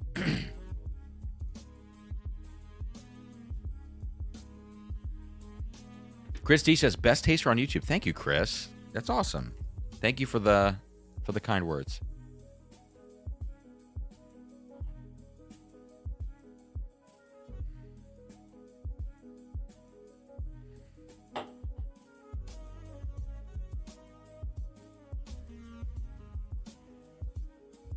Dustin says, can you change your banner with an updated giveaway so you don't forget? I will do that. Yes, I will. Give me just a second here. ECBP, larceny. This is going to take a second, Dustin. Larceny, I'm going to just abbreviate. If you guys don't know the abbreviations, I'm sorry. Henry McKenna 10.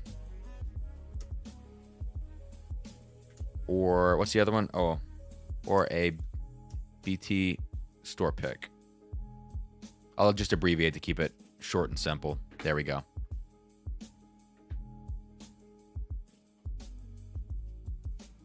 Joe, I got it for my ISO amount. Yeah. Oh, sorry. I think I got it for 300. I'll just say it. I mean, it's fine. I think I paid 300 for the Stag 19. People tried to gouge it at first. I was trying to go low, 300 for a new release. The current ones settle 250 to 275, 300 because it's like the first day it was released. That's fine with me. That's fine. Roy, it is on the level, man. It's a different beast, but it's on the level for me.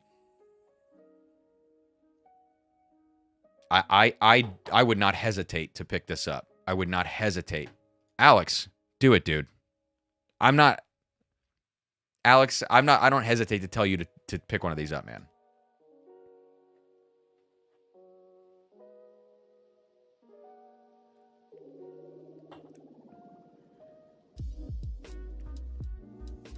Jab, thanks for the super chat, man. Jab also freaking donating a Henry McKenna to the stream. I got you in for 4 more, man. Funding to get your Only Triangles page up and running. Cheech says, Cam, you're close to 4K. We hit it! 4,005 subs. Thank you, guys. I gotta celebrate. I gotta have a little celebratory pour. What should it be? What should the celebration pour be tonight? I almost got, since Sunday, almost 300 subscribers. That is crazy. That is so crazy. That's like a 7.5% jump in subs. Well, not based on the original number, but based on the current number. That's awesome. Thank you, guys. Yeah, Dennis, I'm just not a fan of Stag 17. I'm just not. It's just weird. Maybe No More Junior for a reason, but I don't think 18... Batch 19 makes Batch 18 seem very, very silly. Like, it's kind of strange. Thank you so much for the subs, guys. Whiskey. How many times do I need to subscribe? How far behind? I am 8 minutes behind in the chat. Oh my God, I've got to catch up here. I didn't realize it. I was seeing things that I talked about like 10 minutes ago, and I'm going, what is happening? William Hall, what the hell? 2 more. Thank you, William. Okay, I'm going to scroll.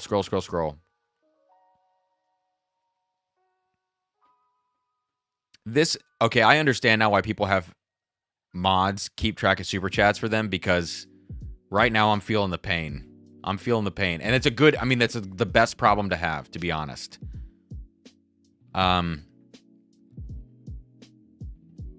Thank you guys on the 4K. Oh my gosh. 4,006. We got one more. I got to get a pour here in a second, but I just want to get these super chats. Eric Hart, double subscriber, great hit, double sub. Thanks, Eric. That's awesome, man. We got the 4K tonight. Very cool. Terrence, I get started on 8 p.m. on Thursdays. Almost every Thursday. Sometimes I got to take some weeks off, though. Body needs a break. Sometimes. Tonight I need some sleep, but this is worth it to hit 4K and hang out with you guys and people contributing to giveaways and wreck almost 200 people in the freaking live chat tonight. 188. That is so insane for this channel. We've almost doubled from last week to this week on the live count. I mean, I can't believe that. And you're right, Daniel. I'm a softie, dude. I'll freaking cry. I don't even know. You drop something on the floor accidentally you didn't mean to drop. I'll just cry, God. David L says, congrats on 4K. Now let's get to 10. I'll take 10. It's going to take a little while. Maybe by the end of the year I get to 10. Hopefully sooner, actually, you know? Time to cry, says Roy.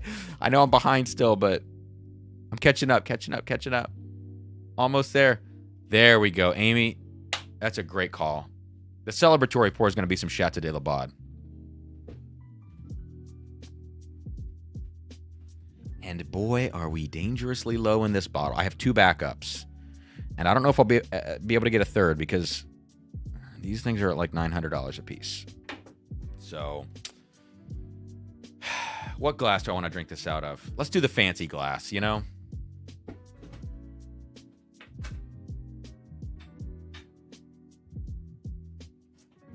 Let's do the fancy glass. Dustin, I can't do that.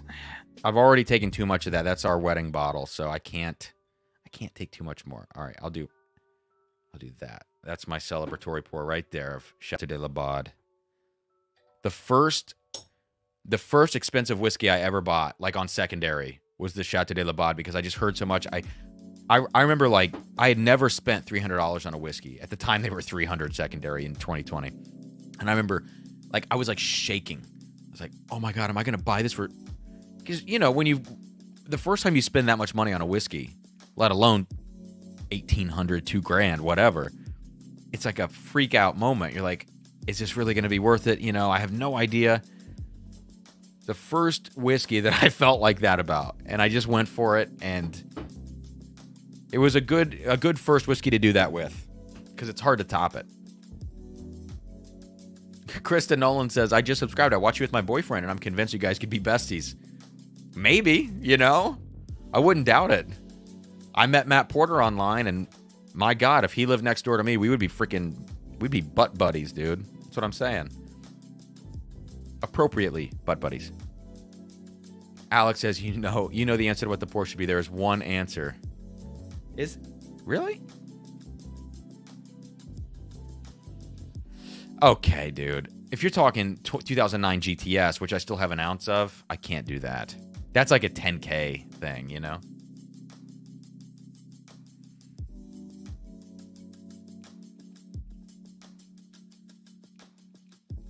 Dresden says, congrats from an old percussionist from the 614. Who am I talking to? Dresden. Remember to keep your grace notes down. Always keep them down.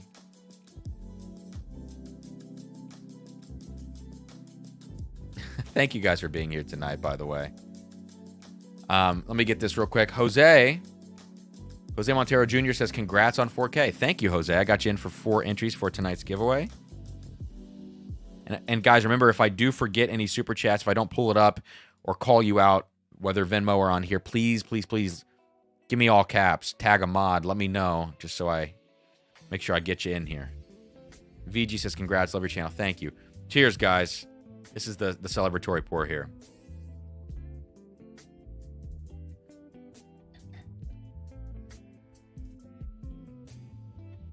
Man.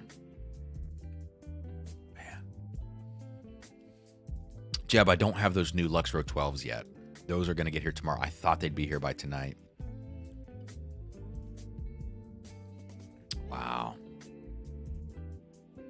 Joe says, I'm reasonably sure you would have gotten a DUI last Saturday morning just from Thursday.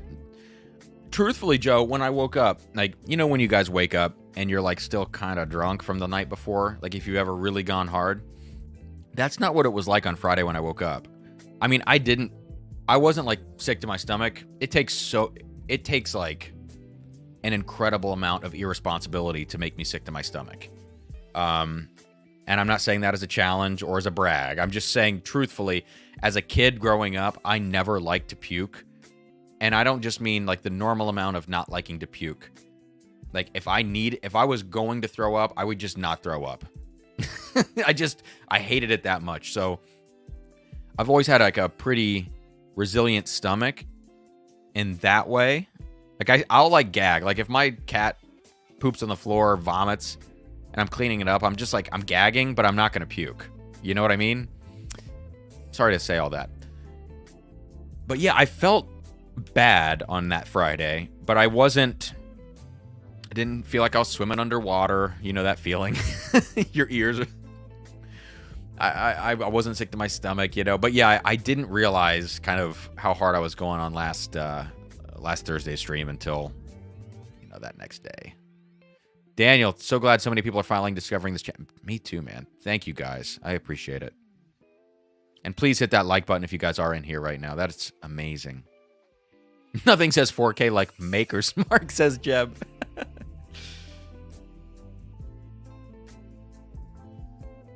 Matt, what did I say? That constitutes a verbal contract? What did I say for a verbal contract?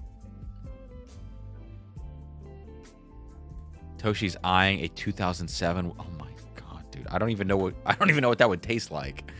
If that's the William LaRue version of 2009 GTS, buy it, dude. Send me a sample. I'm just kidding. I'm kidding, Toshi. I'm not kidding, but also, is that still in the 19-year age-stated version of William LaRue, or is that earlier than 2007? Can you imagine a 19-year? I love to vomit. I'm caught up in the chat. This is the first time all night I've been caught up in the chat. I made it happen. Now my phone is playing a metronome. So the reason I'm going to jump on my phone real quick is because... Oh, it's 12 years, says Toshi. Wow, 12 years, even back in 07. Man, sign me up for a sample if you do that. So, guys, let me just say this very quickly. I'm not going to read out the exact... Maybe I should read out the emails, you know? Okay, let me do this. Joe, you sent me a message on Insta. So we're going to move on from the Stagg Batch 19 now, which to me is an just humongous recommend. This is amazing whiskey. If I was James Suckling, I would say it's a 90. Sorry, as I'm starting to get into wine, I'm trying to like fit in, you know, and say things like that, but anyways. It's not good when you're making yourself laugh and entertaining yourself. That's not good. That means something's wrong. Maybe it's the alcohol. So there was an email circulating from somebody, let's say, a consumer in the secondary market, to a to basically the info email, like info@buffalotrace.com or something like that. And this email from this person that she asked some questions to Buffalo Trace. They replied to her, and she posted this email in a group asking about batch 19, saying, Is this 130 proof? Boom. Is this 130 proof actually batch 19? And Buffalo Trace replied, this is only an excerpt of the email, I believe. It says, the concept, basically asking, is it out right now? I've heard it's out in West Virginia, blah, blah, blah. They say the concept of batch numbers is actually something invented by someone on the internet. He only numbered the batches he knew about, and we historically haven't counted batch numbers at all at Buffalo Trace. There have actually been hundreds of batches. Okay, so that's weird. I don't even know what that means, but we'll keep going. So there have actually been hundreds of batches. Since this batch numbering phenomenon is so pervasive, we have now started numbering our batches to match the year. So we are in batch 23 now. As far as your question, that means yes. Batch 19 has already been released in West Virginia. So batch 19 referencing the way that the consumers have labeled them. In other words, there really isn't anything we ever called batch 19. We now produce Stag each month, but everything released in 2023 will be batch 23. All right? So this is weird. And there are contradictions in this email, or at least unclear points. First off, the fact that there have been hundreds of batches, let's talk about that real quick. What does that mean? Now, let me be clear about this too at the outset.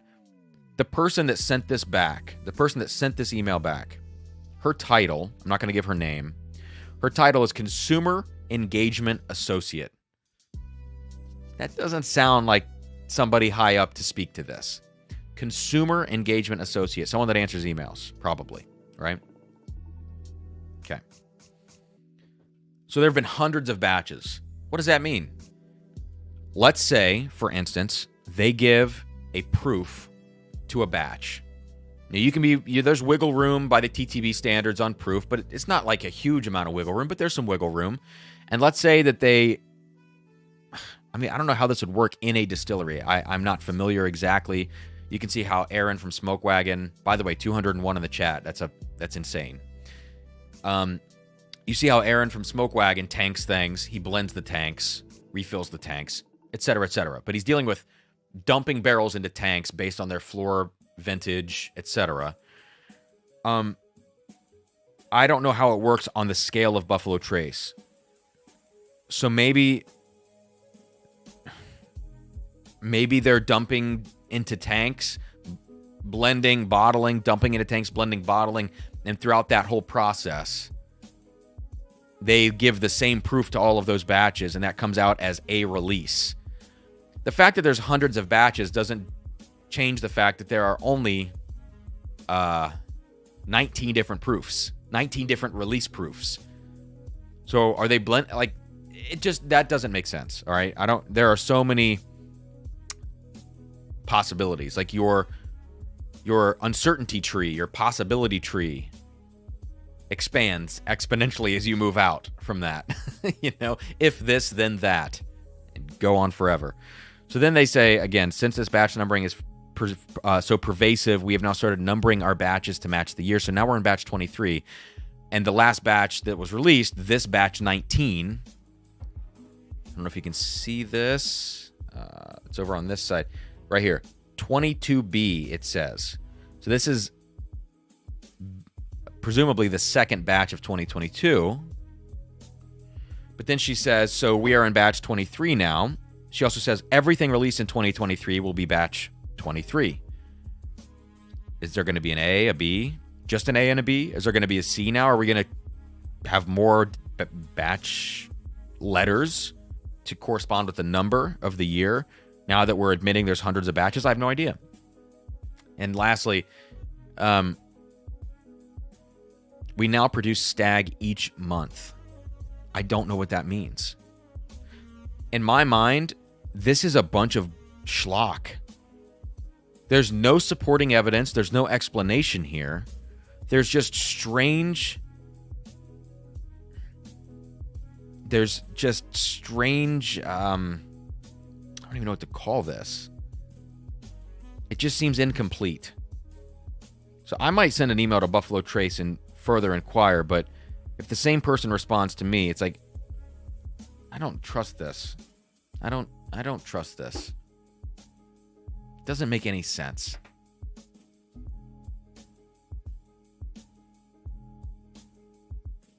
Yeah. All right, let me look at the chat. Christine, definitely not an intern. I looked this person up on Facebook. She's a woman of higher age, you know?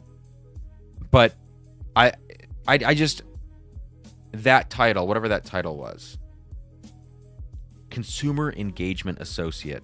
I mean, I worked at Target, and I think I was called like an associate or something. So, sales floor associate. And I was like 16.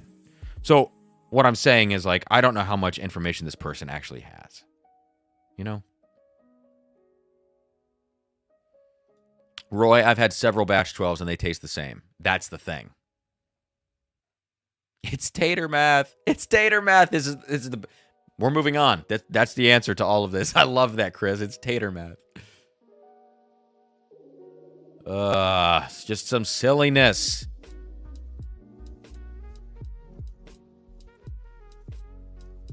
No, it's not a college intern. It's a woman of an advanced age, and I say that with the utmost respect of the wisdom she's probably acquired in her life. Yeah, and Matt, that's interesting that they do all those batches at 116.8, but it doesn't state cask strength, right? And there's also obviously wiggle room.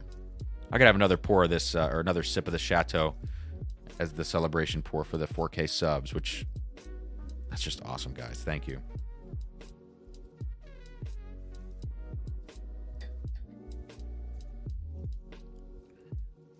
Big Country Briar in with 4. I'm in. Good luck with Matt Magnus. Cheers, chat. Thank you. Let's do the other playlist of this lo-fi music. Here we go.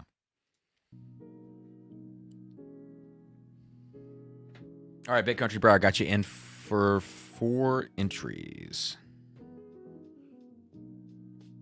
And Larry 3R, I'm going to get you in for 1. Sorry, I just want to catch up, guys. 3R 41. Gotcha. Thank you for the super chat, Larry.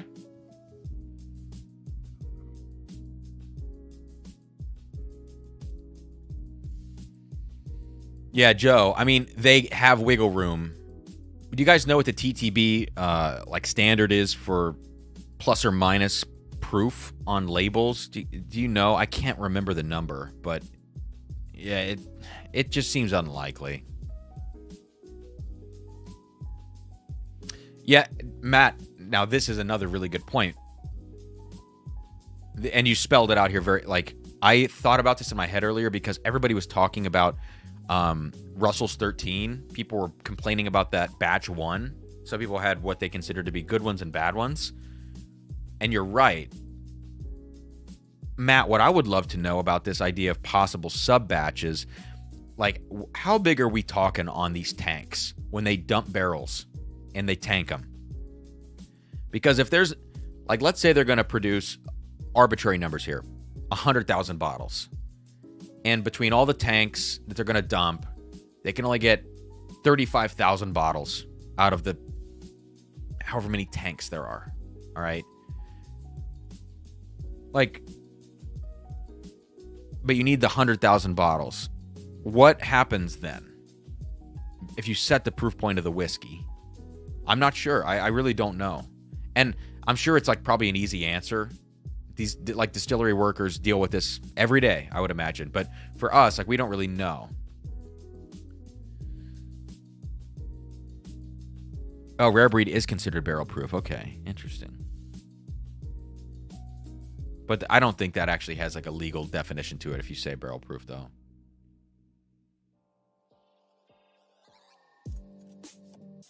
Roy says, thanks for changing the music. Yeah, Roy, you got it, man. Roy, I love you because you speak your mind, and that I enjoy that a lot. Tater engagement specialist. That's funny. All right. I think I'm caught up here. Well, moral of the story, guys. In a different way, after sitting out this long, Batch 19 smells amazing. In a very different way, Batch 19 is 100% on the level of Batch 12. I think.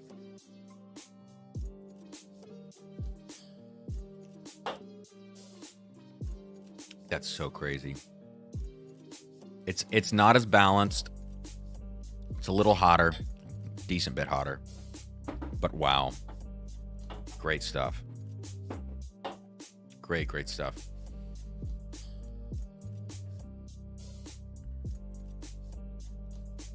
Toshi says, if I recall, it's plus or minus 2 proof.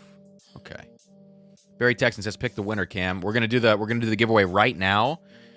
And then after the giveaway, I'm gonna taste the final pour of the night, which is a Joseph Magnus 13-year MGP pick. And I have a backup of this.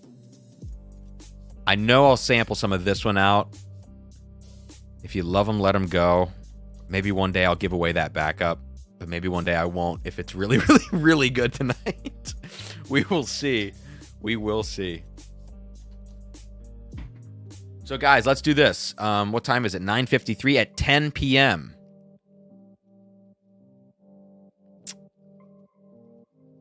Joe, I just got your message. I'll check that in a second. At 10 p.m., we're going to cut the giveaway off. So that's 6.5 minutes from now.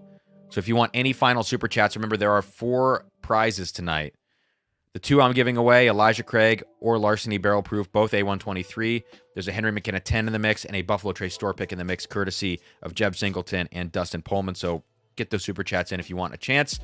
But honestly, you guys have been so generous already. I just got to say thank you. Oh, yeah, Mark, you're in. Congrats on 4K. Thank you, Mark.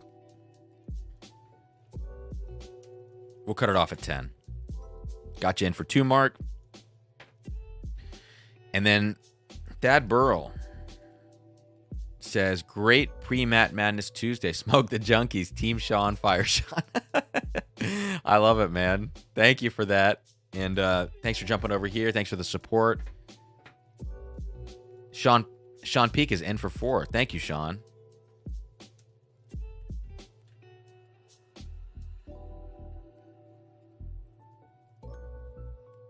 No way, Joe.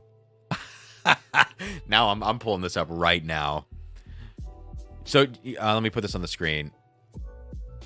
Derek says Nancy was involved with picking those. So Derek, I had a wow. Derek, I had a single barrel from a place called Blanchard's, and I don't know where that is. And I told Nancy, like, oh, I've got this single barrel Magnus pick from Blanchard's. And she was like, oh, that pick. And I don't know why she said that. It made it almost seem like she didn't have anything to do with the pick. So maybe she didn't, and maybe she liked to be involved. This is all so speculative, sorry. Maybe she'd like to be and wanted to be involved in the picks, and so that would make sense that she was involved with this Ohio pick. Also, Derek, I'm not sure I saw your response earlier, if you sent one. Which barrel do you have of the OHLQ? This is 1379. Do you have this one or a different one? But if Nancy was involved, the fact that she wasn't hot on the other one that I had, but if she was involved in this, that makes me very excited. Guys, I'm going to get to the last... Oh, my God. I was going to say last couple, but last, let's say few super chats. But Joe sent this along, and I'll put it on the screen here. Sent a DM of the Buffalo Trace press release for batch 15, which was December 2020, where they say this is the 15th release in the series and weighs in at 131.1 proof. So literally top line of this press release. Buffalo Trace Distillery is releasing its winter allocation of Stag Jr. just in time for the holidays. This is 15th release in the series, so they missed a word, and weighs in at 131.1 proof.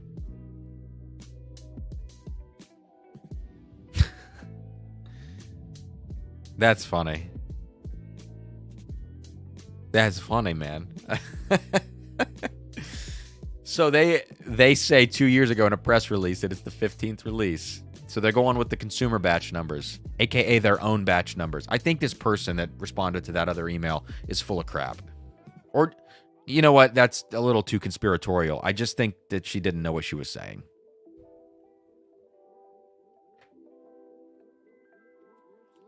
Kyle, yeah, I got your 4 entries on Venmo, man. Thank you. JG, I called that out earlier, I believe. JG in for 1, whiskey cheers. Eric Hart, another one. By the way, it's my 3rd entry.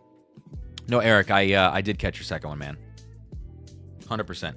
And I'll let you guys check my work here at the end. I will leave it on the screen for more than like 20 seconds, the spreadsheet, before I plug it into the randomizer, just so you can all confirm that you're in there the proper amount of times. William Hall in for 2 more. Okay, 2 more. I told you I was a derelict. I love it, William. I mean, look, dude, I'll take it, but no pressure. Thank you, man. Bourbon Bender in for another 2. Or maybe just the first 2. I can't remember on that one. And Marco V in for 1. Thank you all so freaking much. 4,000 subs. Record viewers, over 200 tonight. People donating bottles. I mean, this is crazy. This is crazy. Steve, the Magnus is not the cigar blend. It's a single barrel 13-year MGP pick, 21% rye bourbon mash bill. Andrew says Blanchard's, that's Massachusetts, several locations in and around Boston. Okay. It was a decent barrel, but it had more flaws than I would like. And I think it was an 11-year MGP bourbon, so more flaws than I would like to see in an 11-year MGP bourbon.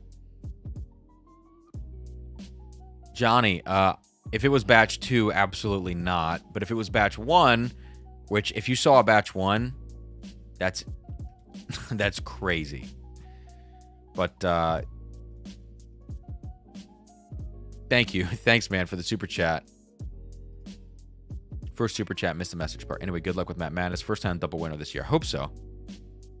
I have Ohio Barrel 1319. Okay. All right. Rage Quit. Excited to see the Whiskey Wimps and Matt Magnus. Go sub.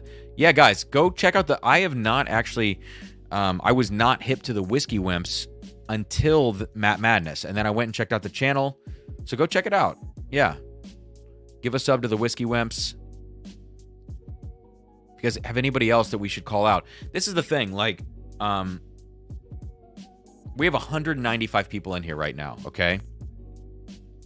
And there are probably some, like, channels smaller than mine, which is hard to do. Although 4K, I'll take that, you know. But, no, seriously, like, there are some channels, like, let's say with 1, 2K, 500 subs, whatever, that even if you have never digested their content, as a community, as a WhiskeyTube community, we should just support each other. And I don't want to say blindly, but, like, almost blindly. You know, let's just build this thing. Rising tide lifts all ships, lifts all boats, whatever, however you want to say it. That's the attitude we need to have. There's no scarcity mindset in WhiskeyTube, and if there is, those are people I don't want to be associated with. There should not be a scarcity mindset. So, like, if all 197 of you right now opened up a new tab or left this stream and subbed to the Whiskey Wimps and came back, that's what you should do. Like, I'm sorry to be so... I don't mean to tell you what to do, but that attitude is what helped me along the way. When I got on a stream with Chris, Hot Buttery Rolls, HBR, and HBR said, everybody right now, leave this stream and go sub to Cam. I had like hundreds of subscribers at the time, and I got 75 in like 2 minutes. That made the biggest impact on my channel. And, you know, the Junkies and It's Bourbon Night both said, you know, hey, plug your channel. And I super appreciate them for that. But the power, I don't think channels of that size understand the power they have to just say, go sub to this channel. So please, guys, like, Whiskey Wimps, please go sub to the Whiskey Wimps. Seriously, if you haven't already. And another person that I would love to see get some subs is Brian from Kilco Whiskey Musings. Kilco, K-I-L-L-C-O, Whiskey Musings. If you go sub to Brian from Kilco, that would be awesome, guys. And Cheech, Whiskey Encore, everybody, you know, go sub to these channels, please. I know I don't have a lot of power with only 4K subs, but I hope as the channel continues to grow that I can maybe find a way to give back to the people that are starting out, just like I was 2 years ago, you know. No tears, Dustin, no tears.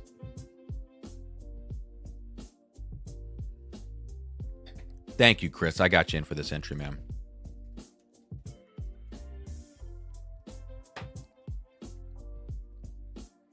Oh my God, Amy, guys, we have a 5th prize tonight. Amy, thank you.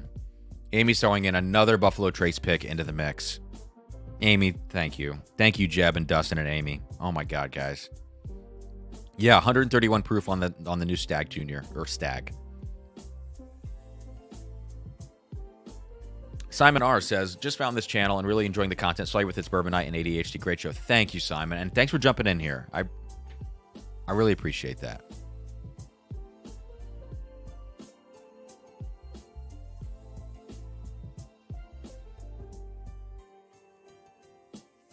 Chad, I don't know. I have no other info on... I mean, that's just going to be an MGP single barrel. Probably the 21% rye mash bill.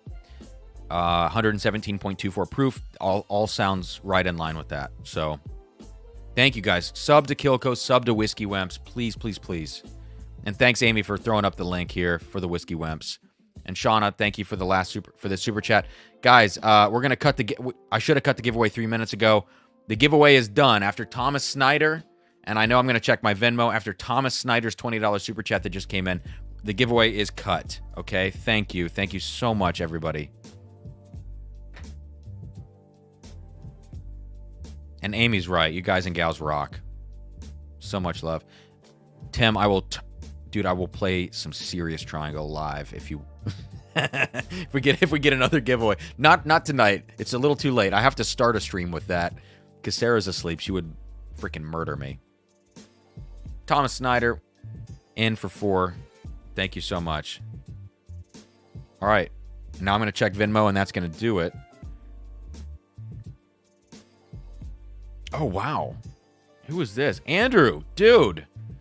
Andrew Surfling in the chat says, don't have $4,000, so here's 4,000 pennies instead. Cheers, my man. Oh, thanks, dude. In for 8. Another 8 is Andrew. I gotcha. Thank you, dude. Oh, my gosh. That's awesome. Dustin Pichelle. Dustin P.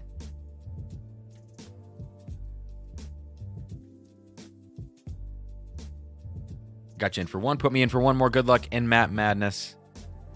And last but not least, I think, is Marshall with another 5. Okay.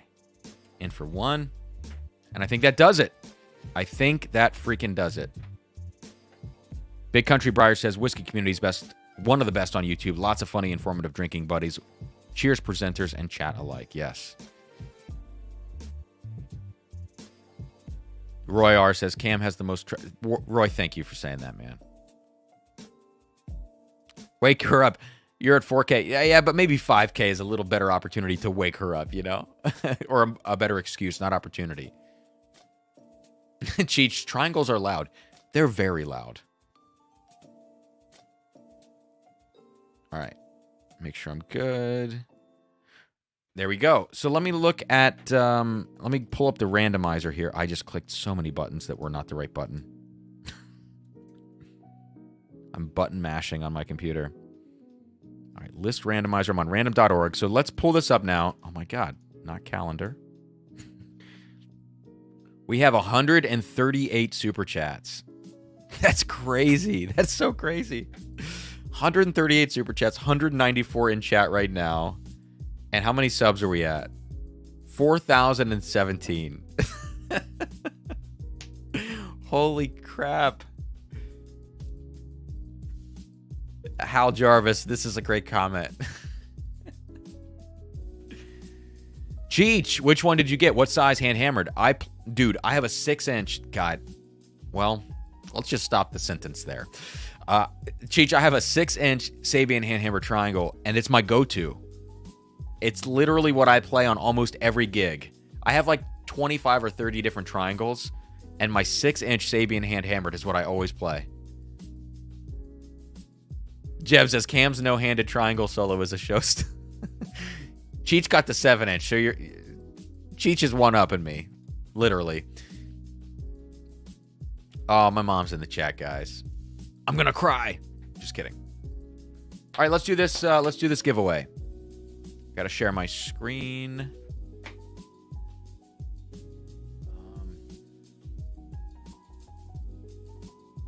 Okay. So if I do that.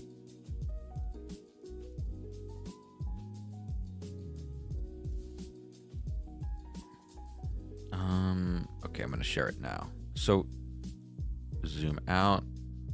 So this is the spreadsheet that Amy provides. So you can see everybody, 191 of you in the chat. Let me remove the close-up bottle shot here. There. You can see on the left side, I input your names, and then I input the number of entries. And this is mostly chronological. I know I missed a bunch of the Venmos up front. I caught up with them later. So let me zoom way out. I know this might be small on your screen. Well, I can't get them all in there without it being almost unreadable. So I'll zoom in here. I'll stay for about 30 seconds on this top half, just so you can confirm your super chats. You know how many you entered. And please correct me in the chat if I'm wrong. This matters a lot to me because if I miss your super chat, if you missed your chance, even one entry, I have to send you something because you could have won. Or I could roll it over into the next giveaway, of course. It really just depends on what kind of agreement we come to, but I always want to be fair about this. So just check your names. At the bottom is Chris D there. But also shout out to Amy for this freaking spreadsheet here. This is a lifesaver. And I know it's really basic data entry stuff, but I have not taken I could probably Google this in 30 seconds on this one because it's pretty simple, I think. But Amy saved me. Roy says I have 2 in there. So Roy, this is not the complete sheet. So in this chat right here, I see 2 on, that's Roy R. Where's Roy N? let's scroll down to the second half now. So we stopped at Chris D. So there, this is where we were at the top of the other one. So there's Roy N here with 1. Roy, you had 2, you're saying. And I got you at the top here. So you're good. I got you, Roy. So scroll back down for this one. Dustin Pichelle had 2 total. Let me confirm that, Dustin. Dustin, were you under a different name earlier? Or did I not get you?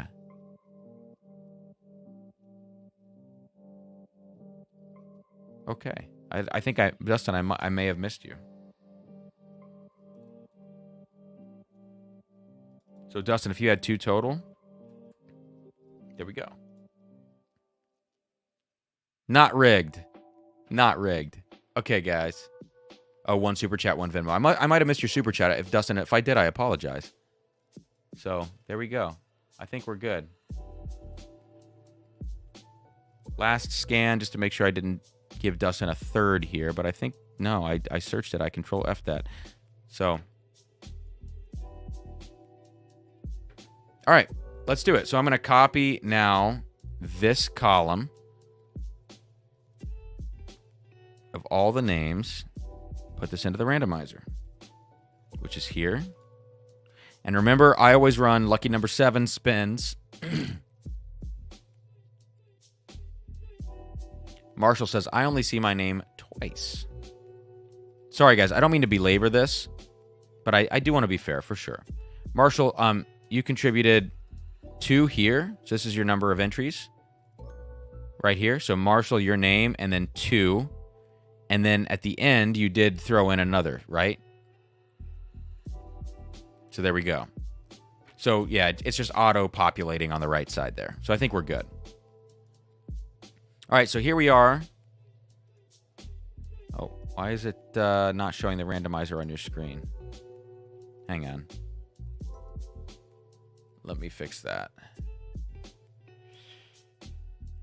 On the share screen. I think it was just sharing that particular window. Yeah, and I need to share the entire screen. There we go. Okay. So now there's the sheet below. And then there's the randomizer. There we go. So all of the people are in the randomizer now. So let's do this. 7 spins. Top 5. First, ECBP. 2nd, Larceny. 3rd, Buffalo Trace. Sorry. 3rd, Henry McKenna 10 from Jeb. 4th, Buffalo Trace store pick from Dustin. 5th, Buffalo Trace store pick from Amy. And last but not least, here's my email address in the chat. You have to email me your name and your address, and you can throw in what you want if you want to make my life a little easier. drumsanddrams@gmail.com. Do that as soon as this is spun 7 times. So here we go. 1, 2, 3, 4, 5, 6. Here's the last spin coming right now. And we still have 1 more whiskey to get to. Just remember that. So 189. If we can retain even 100 after this, my God, I would be happy. Here we go. 7. All right. Let's zoom in and see what we've got. Austin Erickson, D. Ragland, Andrew Surfling, John Cloud, and Stanley Wags, the mash bill. I'm going to take a picture of this on my phone so I don't forget. And I'm going to write giveaway 223. And it's going to say ECBP, LBP. And then it's going to say Jeb. Sorry. Yeah, it's going to say Jeb, Dustin, Amy. 1 through 5. Boom. There we go. Congrats to all the winners. Congrats to Austin, D. Ragland, Andrew Surfling, John Cloud, and Stanley Wags. Thank you all in the chat so much for the support. For those of you who didn't win, I'm so sorry. Thank you for your support. I hope you don't regret throwing in some money. I promise it's for a good cause. I'm trying to bring you guys the best content I can, be more consistent about it, and give you some great live streams as well. So let's wrap up with one pour here, which is going to be this Magnus 13-year store pick. Let's call it a state pick that Nancy Fraley helped with back in 2019.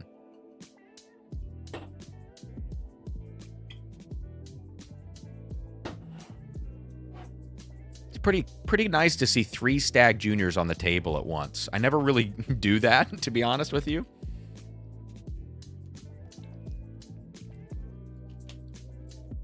So it's kind of a nice little sight to see.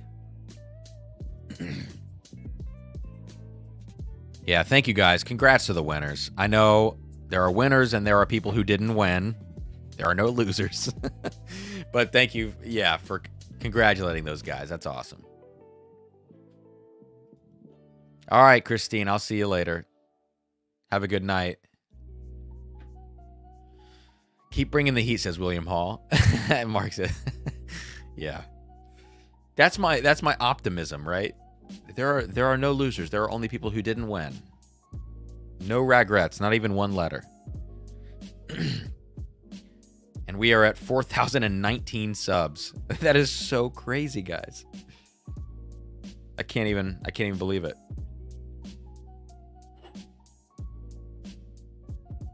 So please remember to email me.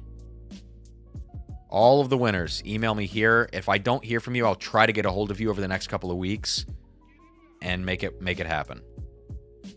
I will link you up with the people who, you know, whether it's Jeb, Dustin, or Amy, to send you those things. But I'll be the point of contact on that stuff.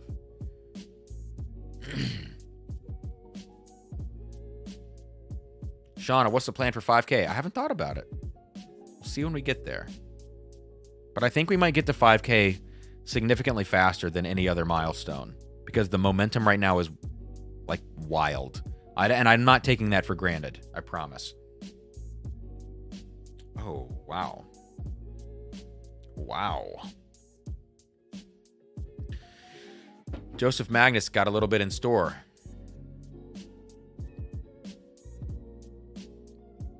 William Hall says, I was number 6, so if someone doesn't respond, then I'm in. William, I give people a decent bit of time beforehand, you know. I want to be very fair. I gave somebody on my Patreon like 6 months. I wouldn't give somebody on a giveaway like this that long, but I would say like a month I would give them to like me find them in another live chat or them track me down, etc., etc.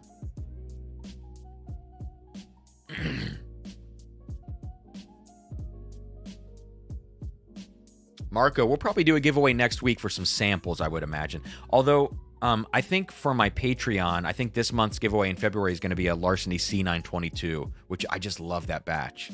So I think that'll be my Patreon giveaway for this month, which, guys, the $10 tier in my Patreon, everybody gets one entry across the board, evenly matched on the $10 tier, and it's just a monthly giveaway. So this month is going to be Larceny C922.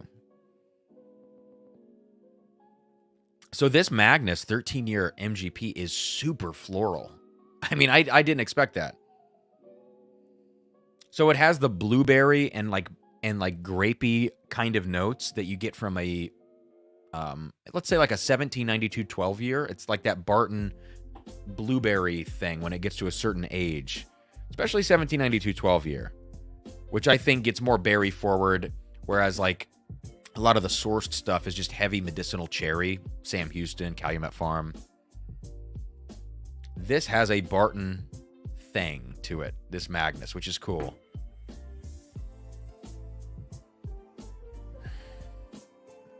It's unlike any MGP I think I've ever smelled. So dense and rich, but it's not typical. Yeah, I don't know.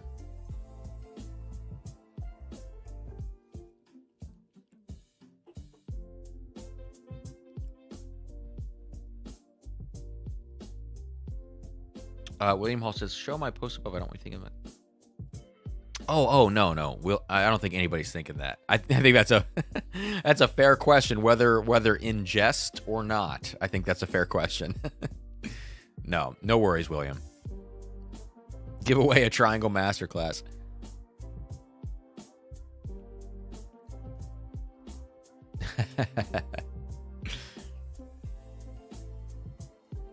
Girl says, I tried Larceny only once and had the worst hangover of my life. Not a fan.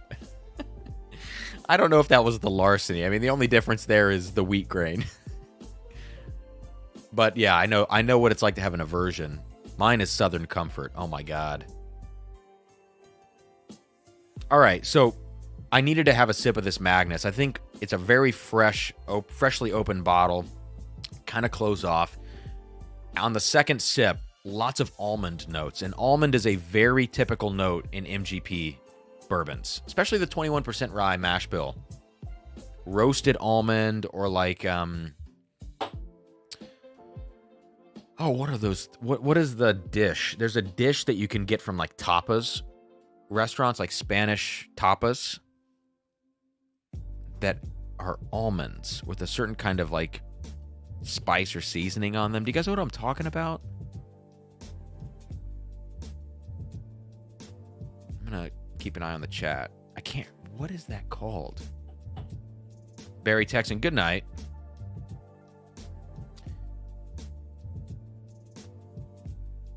Matt Porter says, the Stag 19 FOMO starting to creep into my soul.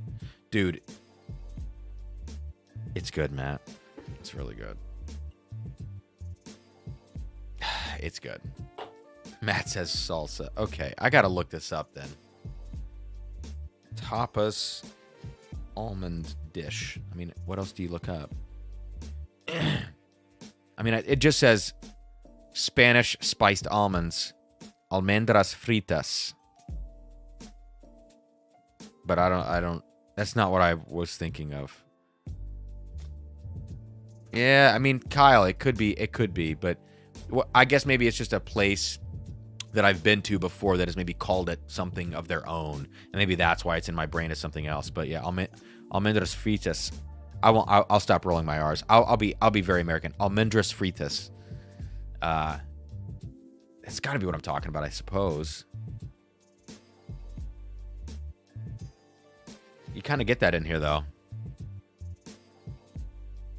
Huh. It's just so perfumey and floral. Oh my God, actually.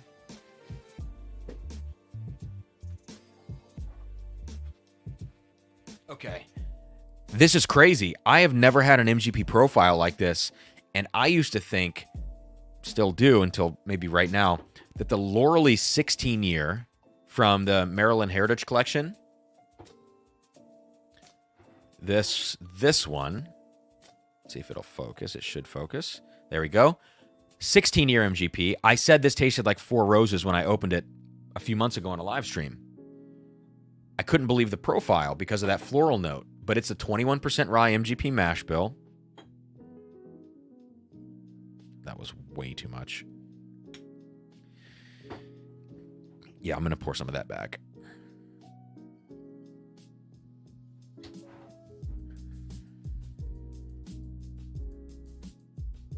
Oh my God, that's the exact profile.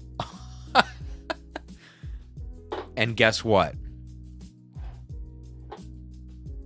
The date of this, the year of distillation is the exact same. The Laurelly, distilled in 06, released in 22. This was released in 19, but it's 13 years old. So it's distilled in 06. I don't know if it's the run of MGP that year, whatever, of the 21 rye mash bill. It is so floral and nutty and chocolatey and blueberry. Wow. Crazy. I love discovering things like this. Wow.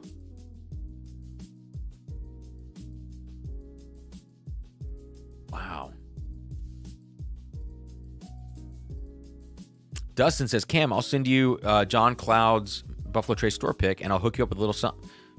Dustin, I'm not going to say no to that, dude. I mean, I was going to say you could send that directly to John, but if you just want to send it all my way and there's a little something in there, I'm not going to say no. Matt, I do have an open A120. Do you want a sample of that? And like, dude, anything you want a sample of, just let me know. The Stag 19, whatever, dude. Medium ugly. Double oaked Fox and Odin, 8 to 15. Wow. I don't think there's probably that much 15 in it, to be honest with you, but that's the kind of the same thing about the Fox and Odin I have. I don't think there's very much older stuff in there than the minimally stated age on the bottle.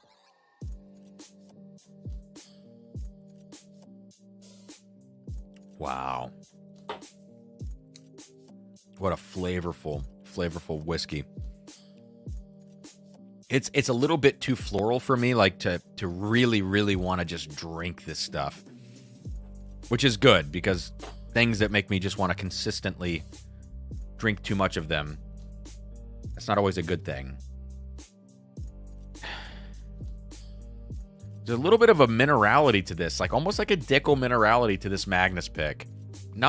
It works with it, with what it is. But it's interesting that it's there. Sandeep, I don't know what these Magnus picks are long gone, so they're only on secondary. On the shelf, they used to be $100, $110, and I used to see them and just pass them up because I didn't know what they were when I first got into whiskey. I paid $190 for this bottle on secondary, which was a steal, considering the fact that it's 13-year MGP. And then this Lauralee was, I think, $250 or $275 SRP, and I got it for that.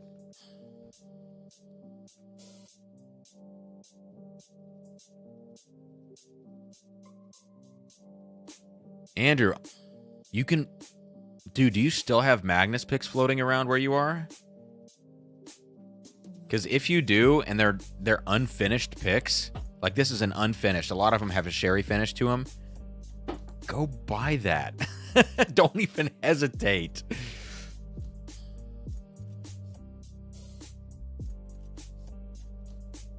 Austin Bodette says, super cool to see the whiskey community think, like, this bottle is so good, let me share it with others. Yeah, that's the attitude. That's what we gotta have as a community, I think.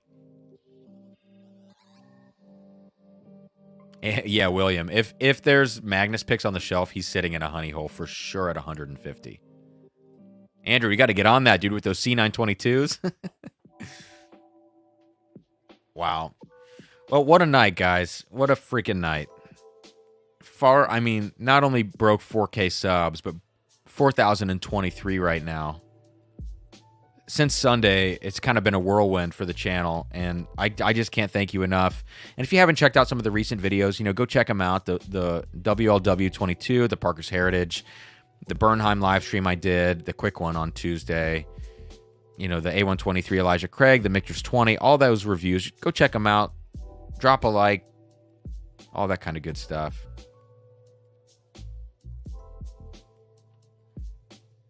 Oh, Matt.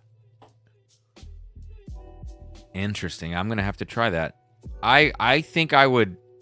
I mean, to my memory, that doesn't make sense, but I also love the Mike Goldberg voice. I wish he was still commentating for the UFC.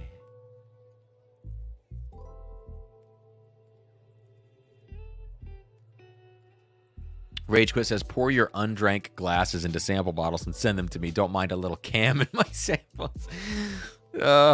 I'm not going to do that because sometimes I pour them back into the bottles depending on how long they've been out and if there's enough left. But I try to conserve over here, I try to conserve.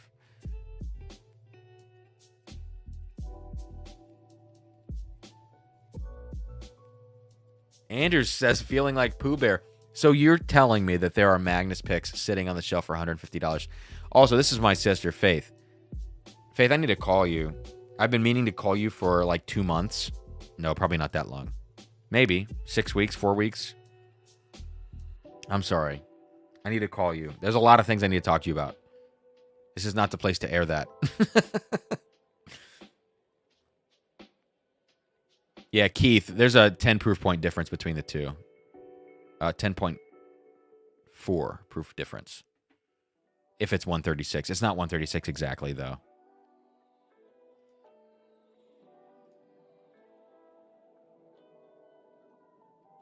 William. Well, it just depends, William. It really depends on what I pour back or not.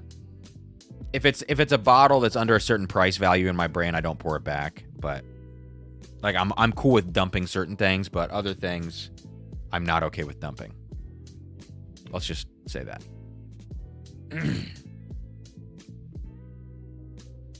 Jeb says, had to pour the Lauralee down to the last inch. My, oh my.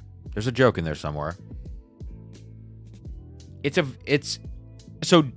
Okay, Jeb, this is what I should say. The Laurely I wasn't the biggest fan of because of that floral note. It was so off profile for MGP for me. I think tasting this Magnus now at a higher proof with a little more of a fuller bodied profile, that helps me appreciate the Laurely now. And the difference is not much. It's like 8 proof points, 8.2. So not a big difference. But it helps me understand what the Laurely is.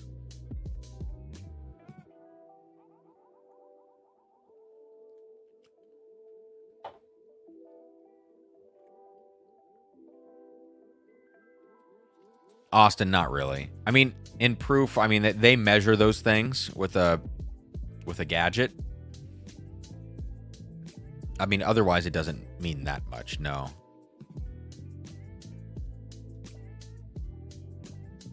Yeah, Marshall, it would be an interesting comparison. It's just such a low proof, you'd have to do it against probably like a tier 1.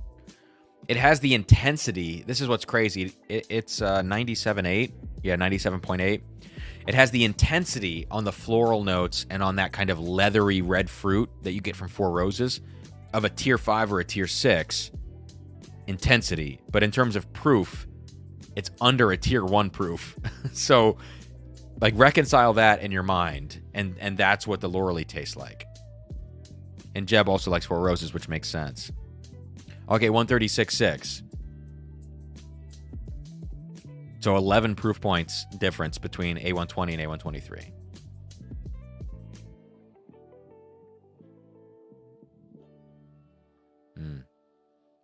Steve J, what's the best Magnus cigar blend? Pre-96? You guys know the cutoff batch? I think it's pre-96 or 94. Any batch before that. Incredible.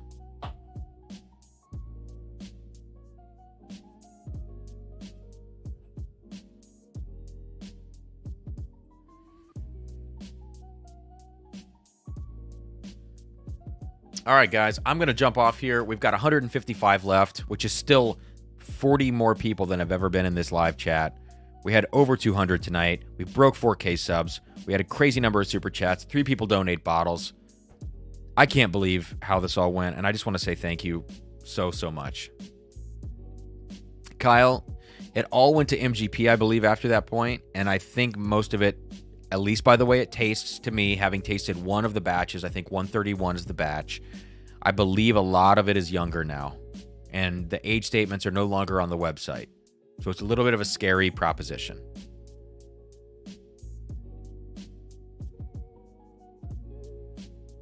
Batch Cheech, batch 27 is awesome. I've had a couple of samples of that batch. So good. D. Ragland, congrats on reaching 4K. I've never won anything, so I'm very thankful. Look forward to your future content. Thank you for the super chats. Congrats on winning the bottle.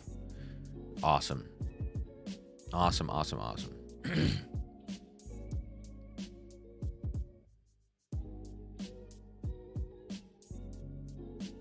Medium ugly. I am so inexperienced with American single malts. I've had them in blind flights. I have no recollection of what they were, so I just don't know. I can't answer it. It's pre-96, and Derek says 98, so okay, right around there. There you go. All right, guys, that's going to do it. I appreciate you. Look out for a video tomorrow. If not tomorrow, tomorrow's kind of rough. I have to get up in the morning. I have a later morning, which is nice. I don't have rehearsal till 2, but I have quite a few things I need to get done before then, and then get into rehearsal. And I have a concert tomorrow at 8. Concert Saturday as well, playing Harry Potter 6 with film live with orchestra. Look out for a video tomorrow or Saturday, I think. Should be the George T. Stagg 2022. And I need to film this weekend. I've got 3 or 4 videos in the works to film that I've been kind of taking notes about what I want to do, as well as a few YouTube shorts. So for those of you who are new here, I appreciate it. Thanks for the subs. Thanks for the likes. Thanks for jumping in. The super chats, everything. And that is going to be the end of tonight. William, oh my God, 2 p.m. Yeah, but 2 p.m. is when I need to be playing in a rehearsal. So I have not slept much in 2 days. So I'll give myself a good 10 hours of sleep tonight, but 9-10 hours of sleep. But every day is different for me, so it kind of sucks not having a committed schedule. That's kind of the problem. But cheers to you guys, especially those of you with the early Friday mornings. That's it. I'll see you later.